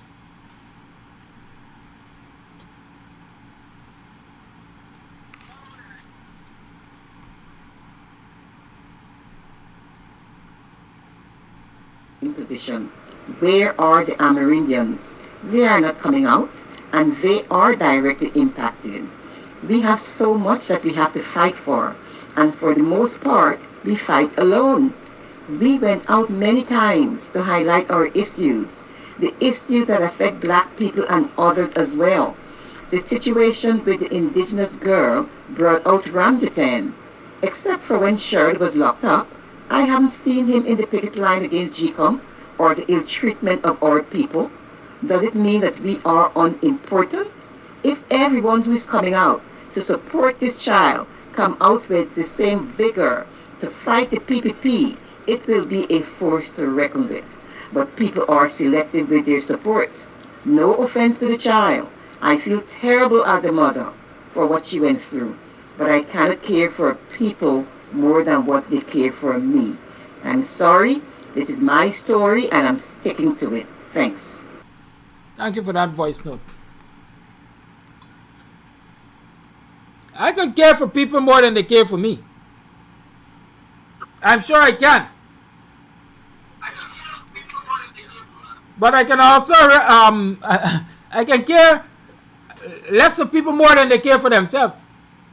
Something to that extent. I'm not sure if I'm getting that over correctly. Right? But I can care more for people than they care for me. I do that every day. I tell people every day, I fight my head off for Buxtonians. That don't mean that Buxtonians appreciate what I do or I'm one of the best loved people in Buxton, for example. And take that right to Guyana. But I will fight for them. Despite the fact I think a lot of them don't care for me. But when you come to the point of realizing that people really don't care for themselves, and when you are fighting for them, they either sit idly by and watch you like a sideshow, or they are making deals on your backs. Then is when I can't fight for people. Call your live. Good morning. Bless good morning to one and all. But I would like to make a couple points this morning. First of all, I support your rationale for not going out there and putting your body towards this protest because of this thing that happened to this young lady. This is a really, really bad thing that has happened to her. And I think it should be protested, and people should be coming out and talking about this here. But I understand where you're coming from. But because it's important, and I think not only Amerindian people, but it's important that people, public servants, nurses, all these kind of people need to understand that there's a cause, and these things that are done against them, the causes to push back against these things, and they need to show themselves up and support the people who are going out there and put their body against these kind of things. There's a saying that says that closed mouths don't get fed. So you can't sit home and expect people to put their bodies on the line for you. You have to come out. It's also your cause. So like I said, I do support your rationale for not coming out. The other thing I want to talk about, I would like to paint the picture of our country. And this picture, I want to paint this picture especially towards the supporters of this regime, the American government and people in the diaspora, and all the ABC countries. This is the picture I want to paint. Dictatorship, North Korea. Authoritarian regime, Russia. Monarchy, the UK. Apartheid, South Africa. These are all situations that is happening in different times in history in different countries, and it's still happening presently. But what I want people to, which I'm trying to paint here, I want people with morals and self-respect and respect for human beings to think about, do no comparison of what is going on in Guyana towards what is happening in these countries, what is still happening in some of these countries, and what is happening in Guyana presently, and in the states of South Africa, what has happened, and what were the results of that. So the point here is that we've been screaming apartheid, dictatorship, authoritarian, and all these kind of things, and people have been laughing on the side saying, no, there's no evidence of such. But just do the comparison with these countries and how they've been run and how they've been run right now. And see how people have been treated and see the respect they have for humanity and these things in these countries, and compare it to what is going on in Guyana right now. And who have brains to think, who got a sound mind to think, just rationalize the whole situation, comprehend the whole situation in your mind, and come up with a result. This is what I want people to do. That picture that I just painted there, I want people who understand, who understand, they should decide, make a judgment on what is going on today, and see who is lying about all this kind of thing that we crying about and every day, and they come up with their own judgment. And finally, this what you are doing and what others are doing, that it's scaling up this whole situation on social media every day. Every day you have to put your bodies on everything on the line for this situation. It doesn't show what's going on in our country to our people. But it's a good thing. But the time is now. And I think there will even come a time where it might be more detrimental, that these things wouldn't be enough. Right? We need to get out there, and we need to start mobilizing, and we need to get out there, and we need to start mobilizing, and we need to start killing about. In America, they know what happened to that young lady, they know what happened to other young ladies and the young boys in the American villages. People all over the world knows that right about now. Because Guyana is in the limelight right about now because of the oil and all this kind of stuff and things that are going on right about now. So people know, but closed mouths wouldn't get fed. We need to do something. We need to jump up. We need to start getting active and confront whatever it is, this situation that we'll be facing right about now. We need to confront it physically. And yes, we need to continue talking to people like you and others. We need to continue talking, highlighting these situations on social media or on mainstream media, wherever way we could. But we need to also confront it physically. That's my take. Thank you. Thank you, caller. Can you imagine if you have 100 indigenous brothers and sisters on the protest line dressed in their indigenous wear? I bet you The world is going to pay attention. Call Live, good morning. Yes, good morning. Good morning to you and all my black brothers and sisters in Guyana. This is Flash Garden. To the sister that talked a while ago there, I never know if I alone went to this university, look, listen, learn, and then talk. But my other sister, and I agree with that sister, when she mentioned Ramdatan name, Ramdatan never came out and protest in front of Claude Singh. He never protested in Parliament, but he protested years ago with Jagan in Parliament.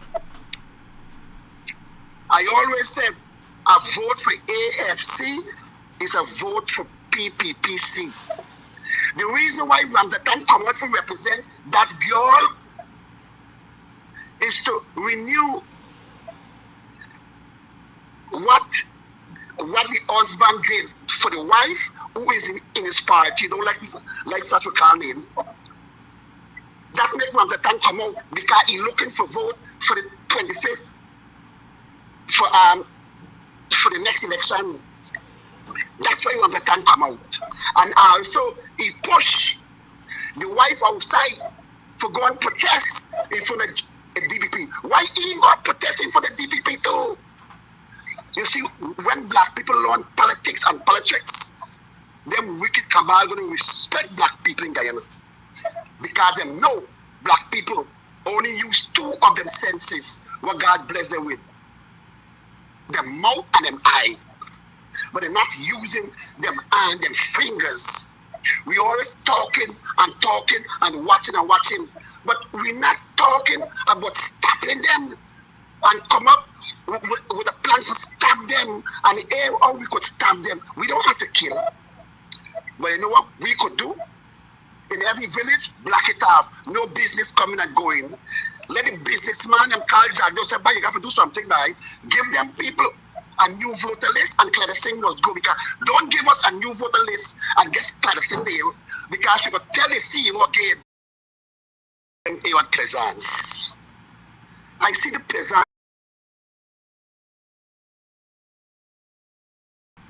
What the word again used. Anyway, and they protecting him, around him. No road model. And then protecting that boy who disrespect their parents and grandparents who work so hard and send them to school and college that they could have a good job and be independent. How can we be so strong? That's why, before I go, school, but we will not pay a black man for kill Koli man. We ain't go to school, but we will not kill our own people. That's what he mean for said. We must take a pen and listen to that black boy video again. You tell me, this stupid black man stupid. Black man a fool. Why black man attack Koli man money for kill black man? Don't blame Jack Deal. My Bible tell me, Flash God.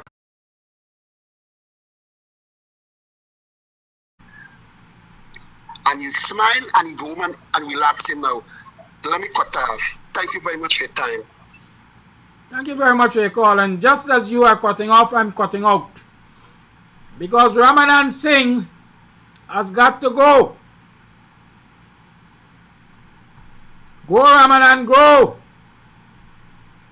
Goodbye. Good riddance to bad rubbish.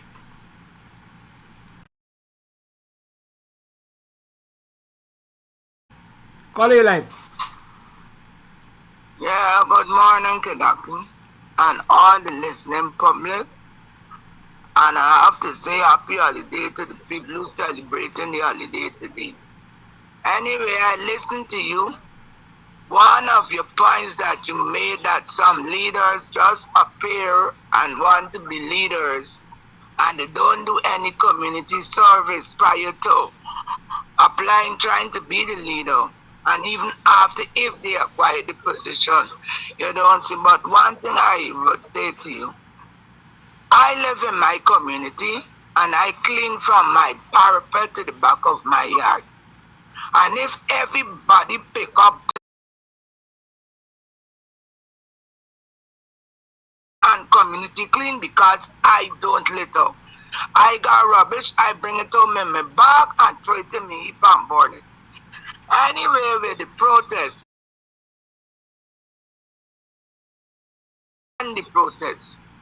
there were different people on the protest. But the people who are mostly affected by this thing,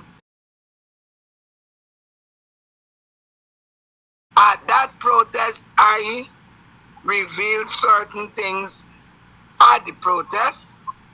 I did a live, you know me, I like doing live. And somebody called me and started to bash me. And said that if they'd been in my position, they would never have stood up in the open and spoke about an experience of being raped for all the world to see. Well, that is where many women who have been raped don't want the world to know what happened to them. But I could tell, because if that has debarred me from getting a partner, I don't give a rat, because I got what I want. I could work and I could try to be independent. So no man who may have looked and said, this is a candidate I would have liked to put him up. Well, I can't go in a man house, I got my own house. And I ain't going to be second-class citizen, no way, when I am lady and lord of my house. So me looking at that, I was going out there looking. But when you got people with this bad mindset, yesterday I was coming in the village and a man met me trying to tell me, oh, you went to the man house. I said, I went to the individual house, not for sex. I went there to have something done for me in the something that was to be repaired, my machine. I said, and I didn't go there for sex. I was glad listening to Paul Slow and Mr. Conway program yesterday. I wish that program could be replayed and let people with the fickle mind listen to what rape is, because they explained it in depth. And I know, Kedaki, you might look for later shows to let that be played. And if possible, you could have those two gentlemen, esteemed policemen, to come and give a talk on what is rape. Because many persons in this society, whether how high they are or how low they are, have no real understanding on what rape is. Once you say no, and it continues, it is rape. And people don't understand that. They don't understand that. Now the DPP is sending them to find more evidence for this individual. There are evidence circulating, because the girl from America had evidence before this girl here. Then yesterday, a 21-year-old person, or 20-year-old, think the title is Khan, she had a harrowing experience with the same individual. Right now, it is hitting the internet. So I don't know what the DPP wants. Now, what this country has got to understand, Guyana is a country that is dealing